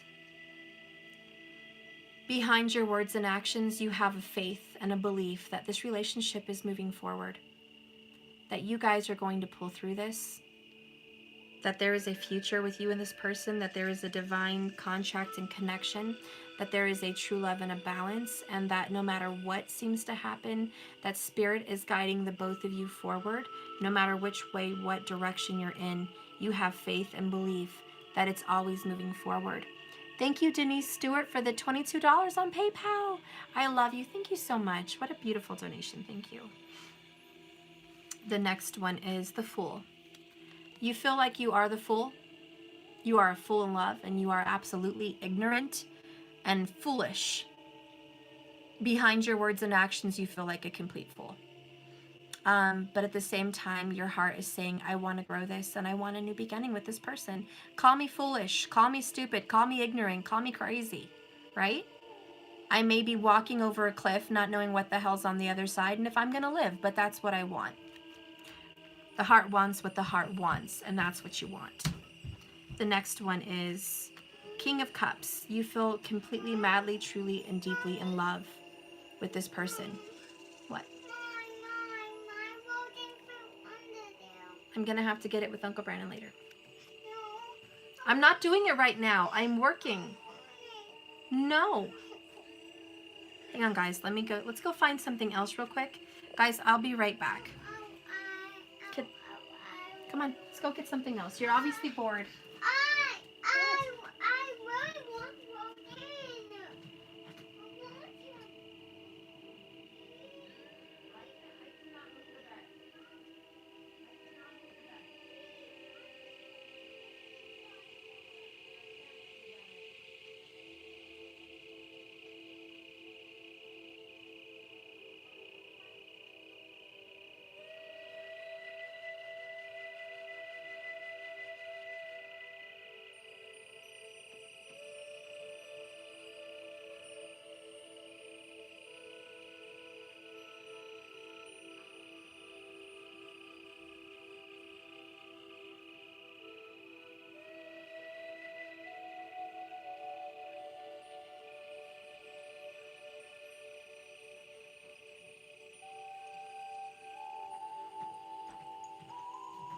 Okay, I'm back.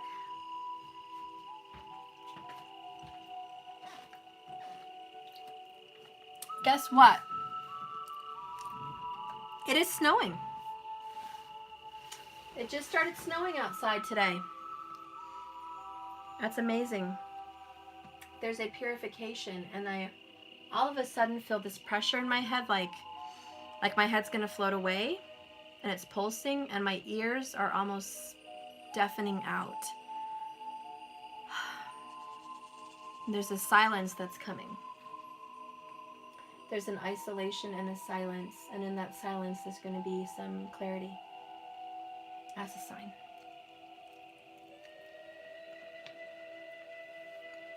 Okay.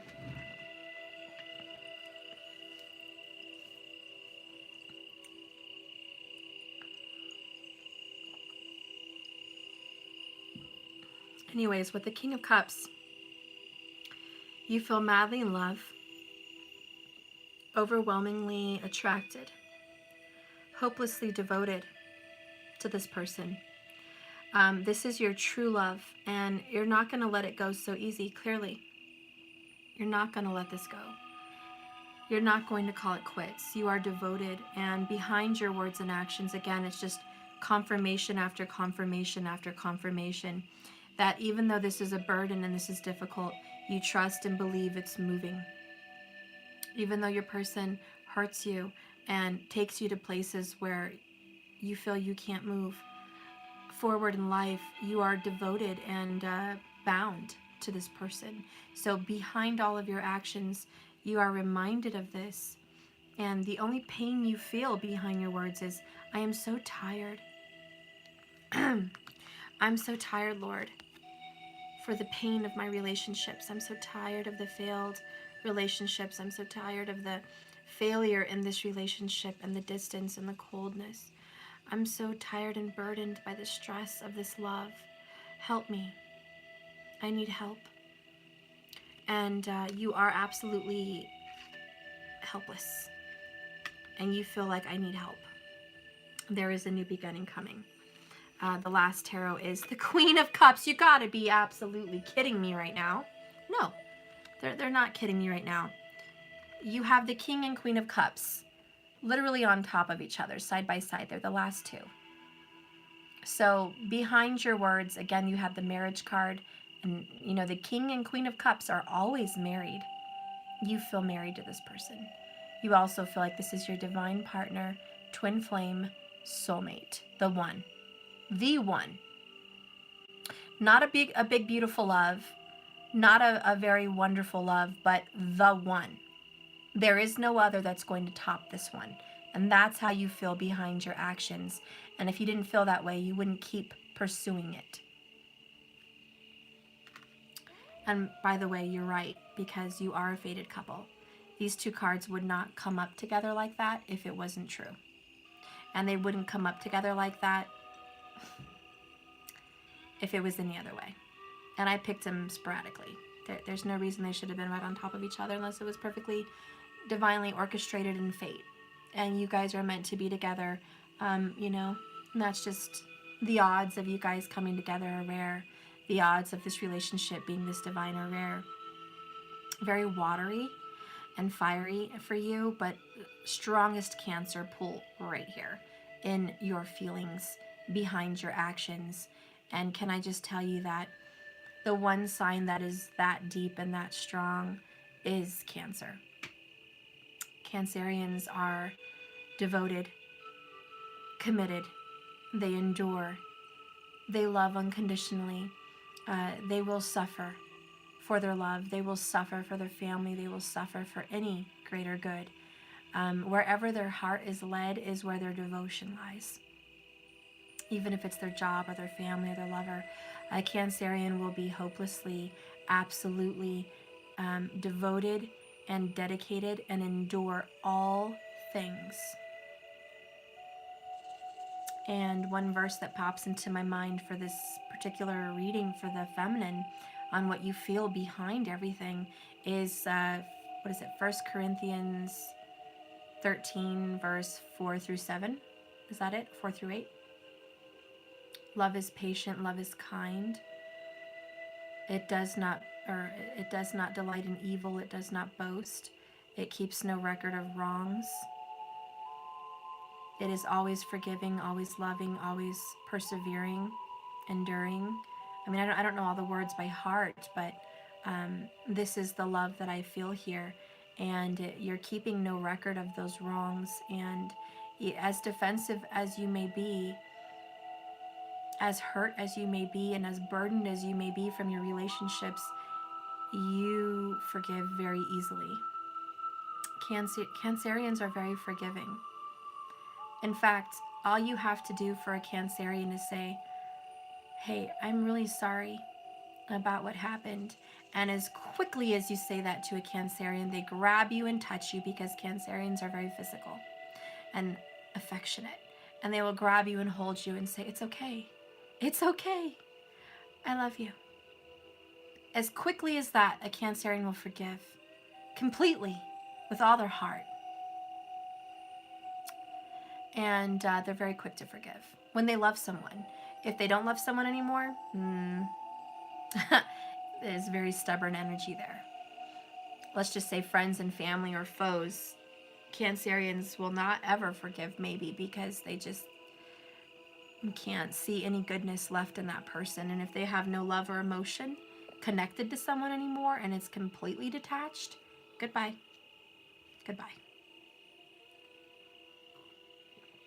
So that's what I'm feeling here for the feminine energy, on what you really feel behind the words and actions that you give. Now let's go ahead and see your words. Oh, your words. The first one I'm going to read is, hear my soul speak of the very instant that I saw you, Divine Masculine, did my heart fly at your service. The Tempest, Shakespeare. The very instant that you recognized, maybe not literally laid eyes, but the very instant that you recognized your Divine Masculine was your twin flame or your divine soulmate or the one, you were at their service. There's nothing you wouldn't do. There's nothing you wouldn't sacrifice. There's no amount of money you couldn't come together with to pay to help this person. There's no amount of time you couldn't sacrifice to give to this person. There's nothing you wouldn't jump to do if this person asked. There's no sexual favor you wouldn't have done for this person had they asked. There was nothing. It was absolute service, servitude. That is very telling of a Venus Virgo. It's very telling of a Venus Cancer. And very telling of a Venus Gemini or Libra. Very telling of a Venus Sagittarius. Very telling of a Venus Capricorn. And please check your Vedic. Everyone knows tropical. Anyways, the service that you want to give to this person is ultimate. And you knew that from day one. Behind your words and actions also lies, beloved. Beloved, know this now, masculine. If I loved you once, I still do. You and I are fated and bonded. Our souls are tied for eternity. I love you from the depths of my soul, better or worse, without reason. Again, it's that unconditional, no strings attached love. That marriage card, that devotion card, the King and Queen of Cups, you feel committed and devoted. You are with them no matter what comes and lies in front of you. That is ultimate devotion, and no wonder you feel so burdened. No wonder Eight of Pentacles has popped up for you on your end. You continue to put work and consistency in this relationship, even though you're not getting the results that you wanted. That is ultimate devotion. And it feels very unfair and one-sided for you because you're doing all of this. And I feel that your burden is you're not having any of this in return. And yet, even though you know that and it makes good reason to walk away, and you do want to do that and you're trying, lies this damn devotion. Lies this damn love, right? Lies this connection that you can't get rid of. So there it is. There it is. Behind your words and actions is your emotional, sensitive, vulnerable heart. There it is behind your words and defensiveness and disappointment. It's the absolute faith and trust that the universe is going to give you this love. And therein lies who you are. Behind everything is hopelessly devoted.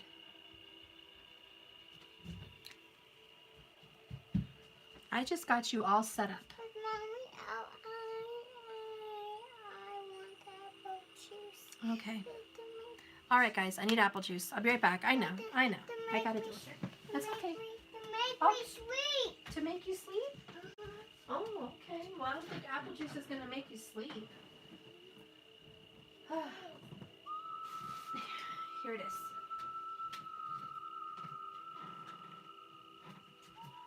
Okay. All right, so let's get into the masculine energy here. So we already know the masculine is not emotionally mature. We already know that they're not trying to look at their emotions. Duly noted. Let's go ahead and see what's going on in the tarot. The first one I want to pull is this. The Hierophant! Woohoo! Yes. Behind their actions and words lies this devotion also, which is marriage and commitment, oath, responsibilities, due diligence, commitments.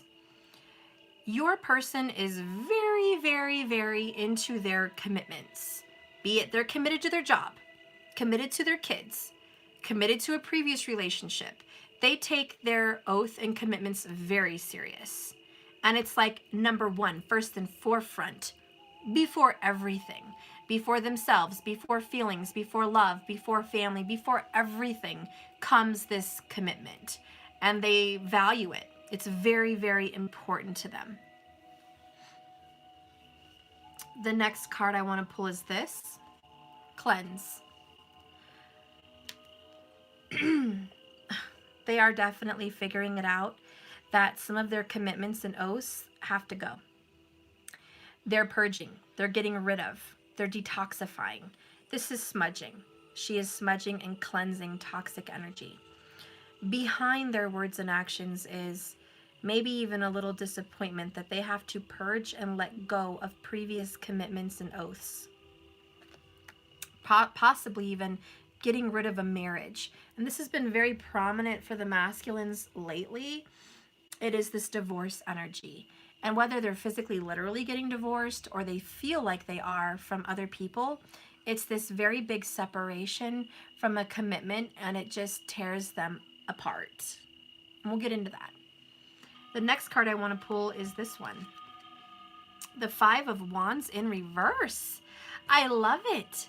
I love it a lot. Wow, yes. Behind your masculine's actions and words is, I don't want to fight. Believe it or not. And you're like, what? Don't tell me my King of Swords doesn't want to fight. Yeah, behind it all, they don't want to fight. In fact, behind the facade, behind the words and actions is, I don't want to fight with you. I want to come together. I'm tired of this discord. I'm tired of the drama. I'm tired of this. I see a lot of fives in the masculine. 5 and 5. 55. That is change. Divine change. The Hierophant brings divine change. They are getting rid of their argumentative energy. The next card I want to pull for them is Death. Scorpio energy. Behind everything, guys, they are dying to self. There are things ending in their life. Relationships, oaths, families, behaviors, everything. It's dying. They are being reborn. They are transforming, snake energy, shedding their skin. They're also facing harsh realities of, how do you say, like, conclusions.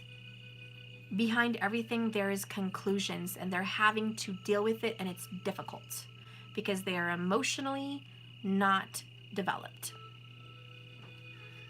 The next card I want to pull is the Two of Swords, the Decision. They feel torn. They feel pulled in multiple directions. They feel like they have so many decisions, and it's so difficult, and they're trying to search their heart, but they're blind. They don't see. They don't see the truth. And they are asking questions. They are asking for help. They are very pulled, confused even. 9 of Pentacles. They feel like they're on their own. Behind their exterior and how they act and what they say to you, they feel independent, on their own, and like solo lone wolf. Excuse me. They just feel like, I'm in this world by myself. I have to protect myself. I have to provide for myself. I have to love myself. I'm on my own. I'm all by myself. This is hard for me. No one's going to come in and save me. I have to save myself. They feel very isolated and alone, even around people. And that's why they feel like they're shielded and protected. They just feel like They've had so many loved ones possibly pass on that they're only connected to them. And everyone they once loved is gone. And everyone they once had that had their back is gone. So they're like fighting to feel okay. And very insecure. That's how they are. Five, look at, there's lots of fives. 5, 5, 5 now. 5 of Swords. And this is family betrayal. This is conflict, arguments. Behind their words and actions lies a history of family arguments, a history of disagreements with their brothers and sisters and mothers and fathers, a history of problems with friends, a history of bad relationships, a history of betrayal. They can't trust anyone. So behind their exterior lies that truth. And how do you think they're going to act with you? That's their experience. Their experience is not trusting. Believe it or not, it is. And that is why they don't want to deal with their emotions, because to face that truth hurts. The next card I want to pull is this reverse one here, Knight of Pentacles. They wanted to quit moving forward. They're stuck. They're not moving. They're extremely slow. This is Virgo energy. They are very slow moving forward because they can't get past the past. They just can't move forward. There was an event and a death or a transformation in their history, and they have been unable to move forward. They feel stuck. Some of them are stuck at an emotional age, and they've struggled to move forward, and that's a whole nother topic for another day, but you know how that is. The other one is they're physically just unable to move right now because there's so much conflict around them. It's so mentally destroying them. They have no energy and no physical energy to just move, to get out of this. And they're just so tired. And they make promises they can't keep. That's what I'm hearing. Your masculine makes a promise to you and they can't keep it. They've also made promises to other lovers and they can't keep it. Because let me tell you why. They cannot keep themselves pure and in check. They can't even be good to their own heart. And they're not good to their heart. They don't love themselves. They don't value themselves. There's a self-worth issue here. And how are they going to honor you? Honor the spouse, honor their parents, honor their children, honor other people when they have no honor for themselves or a higher authority. They're actually in the midst of purging their religion that they grew up with very young. They're in the midst of getting rid of that, and that's even more loss. Their entire foundation is being cut below their feet. Very strong Leo here, Taurus and Scorpio. But for some reason, and it could be, no, it's the Leo Mula Nakshatra. And it could even be Sagittarius. It's the Mula Nakshatra for this masculine. And this is about cutting the roots, cutting the foundation, cutting the exterior. And this person is really struggling with that. Let's go ahead and continue. I pull, yep, I told you the Leo, there it is. King of Wands. Very prominent, but is the Leo energy here. Sorry for the call. And this is about going after what you want, what you desire, but behind their exterior and their words lies a heart, a very, very big heart. This person has a heart the size of Titanic, the heart of the ocean. Oh yeah, this is the heart of the ocean. Behind your person's difficult exterior lies this beautiful, beautiful, warm, loving, youthful, loves children, loves creativity, art, music, drawing, singing, dancing, nature, beauty, the pleasures of life, very Venus driven. This person loves to have love, loves romance, loves passion, loves beauty. And it's so rhythmic and beautiful. And you see this in this person. So behind their exterior lies a very soft heart. Behind the lion's roar lies a big kitty that just wants to be pet, loved, and adored. The next card I pull is, there you go, bottled up emotions. Ding, ding, ding. We have a winner for the masculine. Perfect card for you. You are hiding them. We said that right here. Not dealing with your emotions, not looking at them, being emotionally immature, and here we are, bottled up. You're ready to pop. Your bottle is so full. It's going to start overflowing. It's going to start breaking. And I am hearing a broken heart. Behind the masculine's words and actions lies a broken heart. Broken from possibly losing someone to a death, maybe multiple people. Broken from constant discord in the family, and maybe even broken from a lack of emotional love. And that is the truth of it. Because what happens when your parents die? The emotional love, the unconditional love is gone. No one else is going to love you like them. What happens if your parents are not as involved with you emotionally? You lack emotional stability and love. You don't have that affection. This person has been void of emotional stability for a very long time. Very long time. And that's the Knight of Pentacles. Long. Okay? The last tarot is Four of Wands, union. Wow, you have marriage, they have union, and then they have the Hierophant. I mean, lots of married cards here. Behind your person's exterior, I think your person has a little joke with themselves, and they tell themselves, we fight like a married couple. They even, behind their exterior, have seen growing old with you and possibly made a joke of, we're going to be like this till we're old. Or they've seen themselves old with you, bickering and loving each other and being romantic in old age. They do see themselves with you as a spouse. Behind the exterior, behind the words and the actions, they also feel what you feel, which is this deep connection. And I have to say it. I do feel that you guys were married in a previous life or in this life. I do feel marriage. And I do feel that if you're not married now, in this kind of a relationship, marriage was brought up.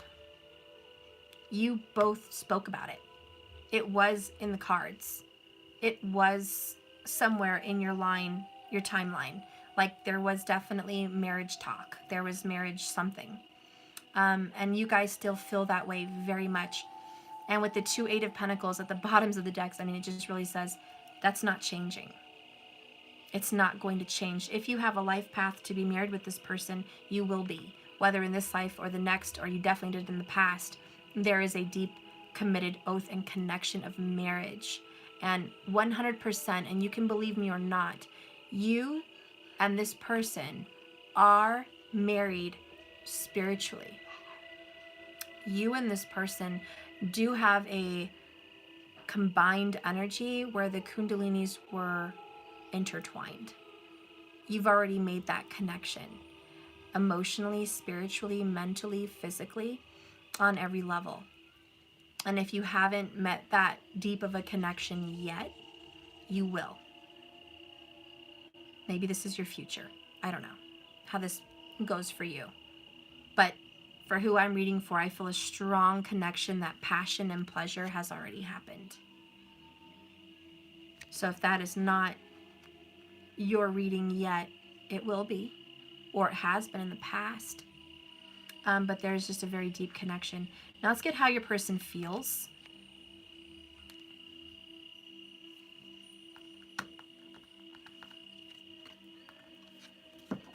The first, I keep getting this for the masculine, time after time after time. Ay, ay, ay. It is when Harry met Sally. When you realize you want to spend the rest of your life with someone, you want to spend the rest of your life and start as soon as possible. And do I have to go into that movie, Sleepless in Seattle? I hope to God all of you have seen it. They were on 2 different places of the continent, of the country, New York and Seattle. They found each other by fate. They fell in love because it was destiny. And out of all the obstacles of third-party energy, because she was already engaged to be married, and he lost a loved one. He lost his wife. Maybe you lost your wife or your husband. Maybe this person was struggling letting go of a marriage or a commitment. Maybe it's very symbolic of this movie. But together you found each other through all obstacles, and you fell in love. And at the last minute, in the 9th inning, in the last minute, there was a home run. There is going to be a home run. There is going to be a union. Okay? In the 4th quarter, in the last 30 seconds of the game, someone's going to throw a Hail Mary, and it's going to work. And this relationship will be saved. And that's what I'm seeing and feeling. It's meant to be. The next card is I Can't Help Falling in Love with You from Elvis. If you guys haven't heard the Elvis song, Can't Help Falling in Love with You, you need to hear it. Because this person cannot help that their heart is yours. It wasn't a choice. They didn't come into this meeting with you and say, I know this person's attractive and they're great for me and I want to be with them. I want to offer this person my heart. That never crossed their mind. What crossed their mind is I cannot help falling in love with you. And I would even like to. I would like to help falling in love with you.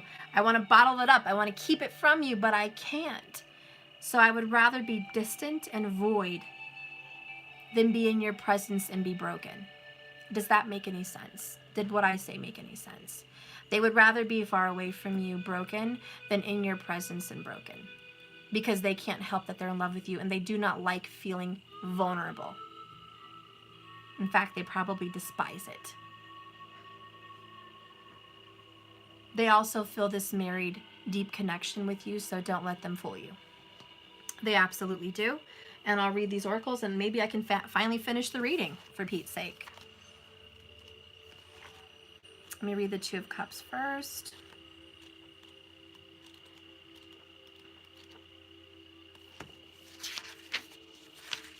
Okay. Two of Water in reverse. Let's first read the key phrases of this card. Going beyond infatuation and attraction. You guys have gone beyond that. This isn't infatuation, feminines. This isn't attraction. This is about intimacy, sharing, giving, and communication. It's a time to forgive and seek reconciliation. A meeting of your mind and heart. Putting aside judgment and blame. This unconditional love energy. Cherishing all of your loves. See, all of your loves. Maintain independence and avoid codependence. Avoid taking sides. And in reverse, it says that the Two of Water reversed addresses the subject of losing our sense of self, feminine, our identity and independence upon entering into this romantic relationship. It reminds us of the importance of retaining our independence, lest the relationship become one of a codependent and inequality. Remember that romantic love is not the only love relationship in our life, that there is love shared between friends, between human and animal companions, for nature, goals, interests, and children. These loves are still worthy of your time and attention. Do not focus completely on the new and determined of the old. The Two of Water reversed symbolizes the importance of not allowing yourself to be drawn into a quarrel or to be forced to take sides. But if you find yourself in such a situation, remain non-judgmental and compassionate and loving to both. Boom. What does that have to say, my loves? My divine feminines? We've all heard this codependent accusation and cry for divine feminines, and the reason why is Cancer energy. Cancer energy can be codependent. Cancer energy can be clingy, like the crab. Cancer energy can have issues, but Cancer energy is also beautiful. There is a light and a dark to every side, every sign, and you do have beauty. But this is a burden if it becomes solely your divine feminine purpose. If it overtakes you, if it overcomes your body, mind, soul, self, life, if it overtakes every bit of who you are as a being, it has become a burden. And it has become a codependence. And what they're asking you now is to let go, so you can be you and allow the universe to bring this forward. So then I will read the Seven of Fire.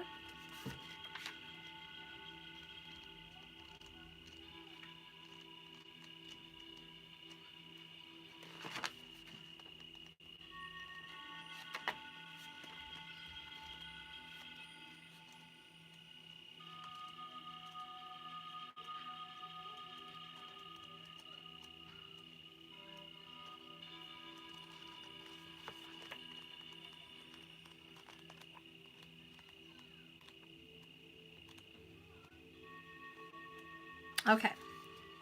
And it is upright.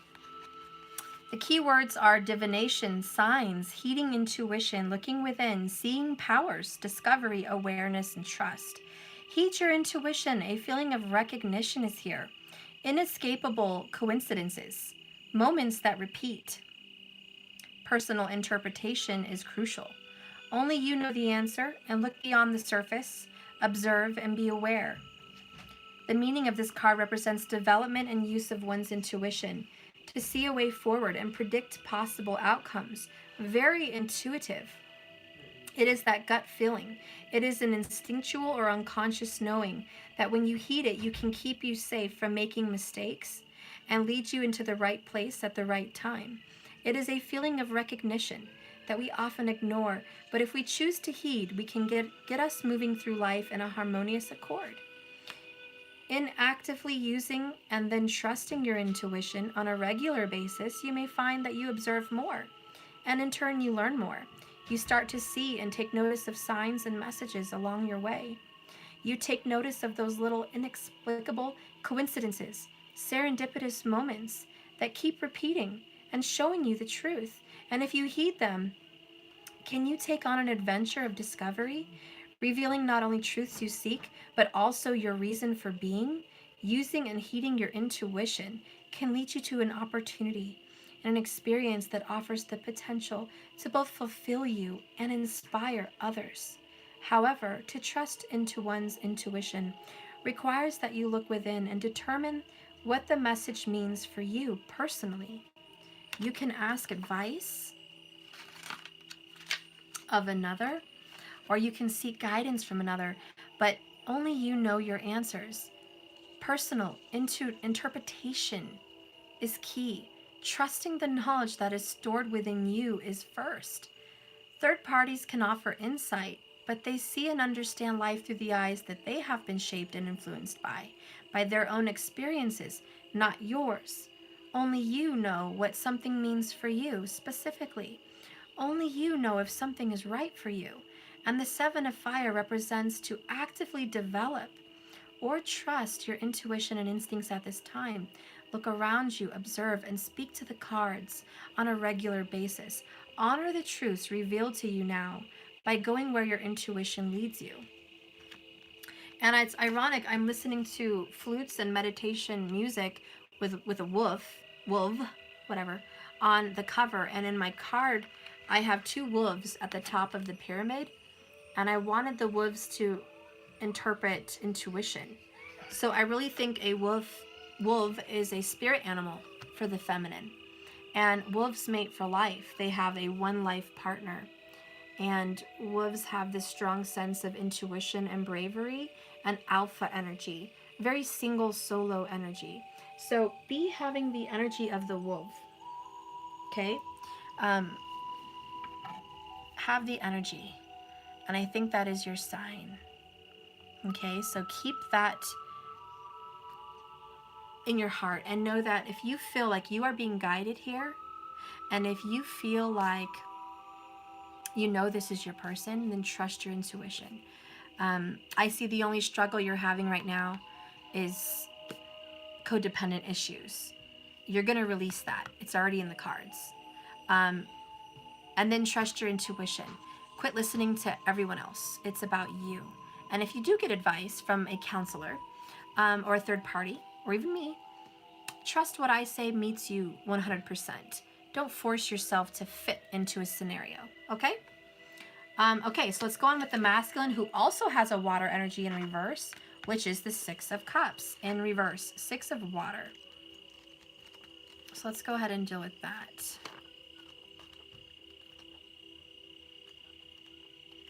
Okay.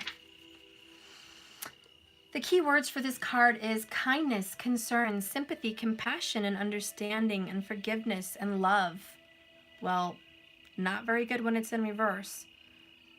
The ideal of kindness and compassion, to see all the good in pure humanity, to strive to be better, to embrace healthy boundaries, to accept all that will falter, overcoming obstacles with gentle determination. Do not meet aggression with aggression. Be kind and walk away. So clearly the masculine is meeting aggression with aggression. Clearly the masculine is not being kind. Clearly the masculine is having trouble overcoming an obstacle gently. Clearly the masculine is having trouble accepting what has faltered. Clearly the masculine has trouble embracing healthy boundaries and seeing the good in you and seeing the good in humanity right now. There's a lack of compassion, but it's also a lack of compassion for himself or herself. In reverse, this card means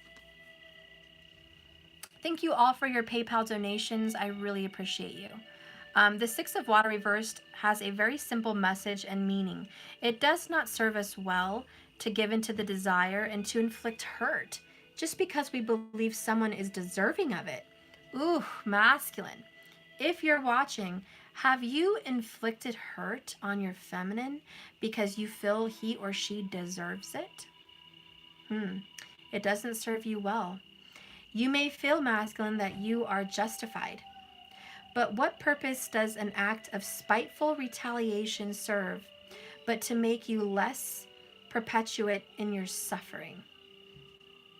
To make you less than and perpetuate suffering is what I meant.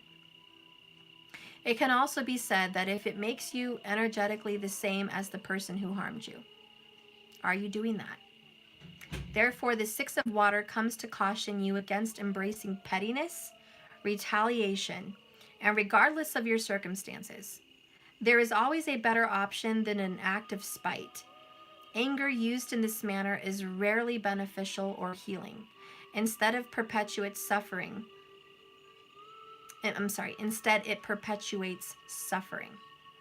There are none who can remain untouched when cruelty is offered.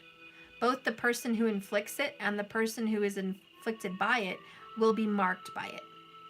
If revenge is desired, the best revenge we can mete out to anyone who has hurt and upset us is to remain peaceful and emotionally detached. We can choose to be kind to ourselves and end our suffering by walking away and investing our time and emotion in something more worthy.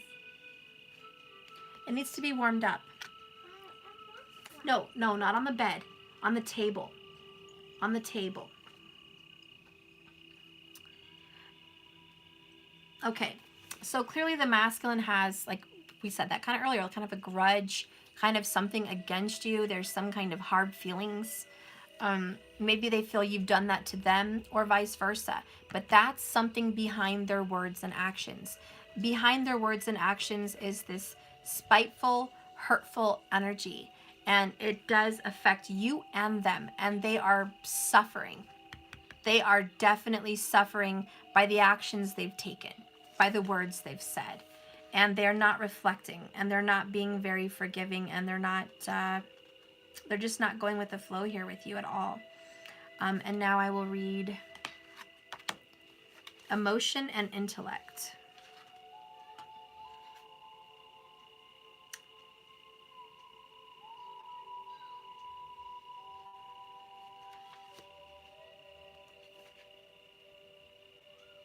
$11 of water. Okay, so it's upright. Keywords: love, fear, expression, suppression, head, heart, ease, and disease. The key phrases are influence of emotional disharmony. Both love and fear motivate. Is fear more dominant force? Unvoiced emotions must be expressed. Address unhealthy imbalances. Suppressed emotions. Ding, ding, ding. We had bottled up emotions. Yep, suppressed. Seek a productive means of emotional release because suppressed emotions creates disease. Be proactive and mindful of your emotions. The 11 of water is balancing and realigning card that addresses any emotional disharmony that may be influencing your choices, masculine, and your environment. It also represents the need for you to go and see the whole, how, and imbalance you can fix it. Love and fear, maybe fear of love, How many times have you heard someone say that choice or action was made from a place of fear, or was born of a person's insecurities and doubts, or was born of love? When we are attacked by the ones we love or by anyone, we may react in a retaliation because we feel angry or afraid, but we may also act because we have love for ourselves and wish to address an injustice and prevent further injustice. We may choose not to take a risk or to make changes in our lives because we are afraid of the unknown future. But we may also choose not to take a risk that may alter our lives because we love that life we already have. We may be plagued with doubts, but we can also be blinded by love. So, what motivates you behind your words and actions, masculine? Fear or love? The truth is that most of your actions are motivated by both, in equal measure. Fear and love, like creation and destruction, cannot exist without one another. They can even appear to be the same force, depending on one's perspective. What motivates you, masculine? To walk away from this relationship or hurt others is what's causing you hurt and disease. One person might say that you have walked away because you're afraid of being hurt further. Another might say that you walked away because you respect and love yourself and know that you deserve better. Who is right? In most situations, both are right. You are afraid of being hurt again. I want to get this one box. Okay. Right now. Gosh darn, guys. Hang on a minute. I'll be back. Okay, thank you. I like you. It's in the middle of reading. In the literal middle of reading. That's good, right, Mom?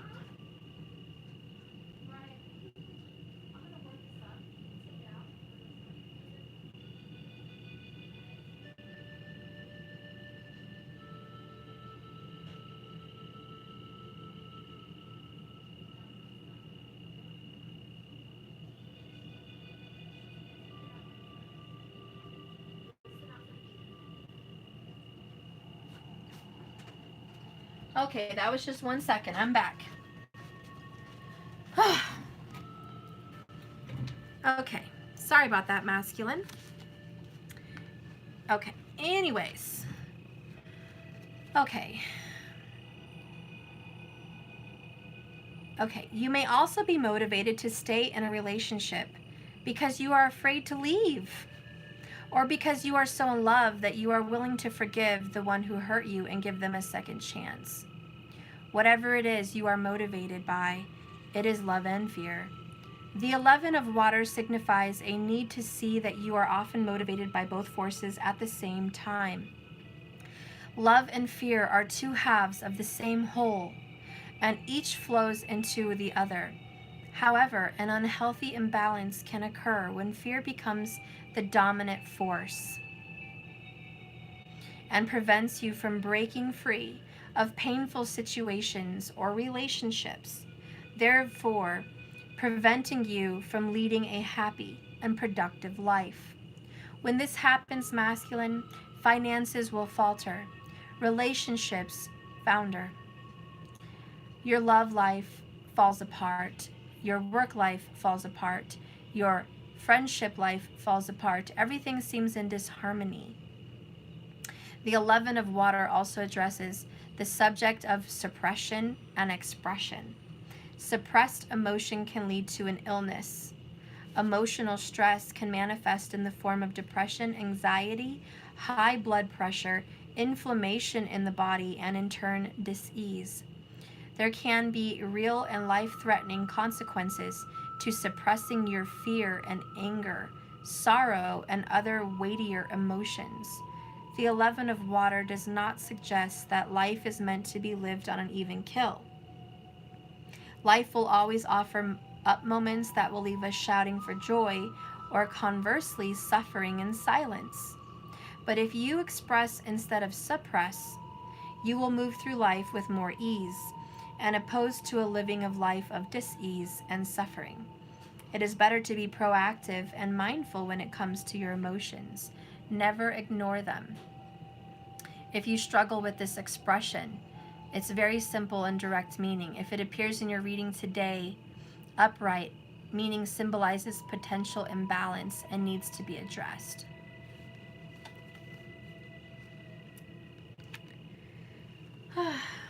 Well, I guess we got to the bottom of what lies behind your words and your actions for the both of you. What lies behind your masculine is a lack thereof of emotional expression and maybe even some spite. Okay, the Five of Swords is, it's not nice. It's definitely someone that hurts, inflicts pain, and very cocky, and very mouthy, very cold. Okay, and the Knight of Pentacles in reverse next to the Four of Wands, the 11-11 Twin Flame Union card, is a lack of moving forward in this union because they have unaddressed feelings. Why does your person feel like you've hurt them or they have to be spiteful to you? Why, you ask? Why? Why? In fact, I don't want to pick that one now. I'm being prompted to pick something else. One of this and one of this. This is going to be why. Why do they feel that way? Why do they feel hurt or angry or fearful of this? Why? Abuse, emotional, physical, and verbal. Your masculine feels like you have done this to them or they've experienced it and they've been triggered. It's emotional blackmail. Karma. Oh no, my thing got stuck. I'm going to finish this at the end in the next reading. Catch me there, guys. I have 362 of you still here. Catch me in the next reading. I don't like it being stuck on there. I will see you on the other side. Love you guys.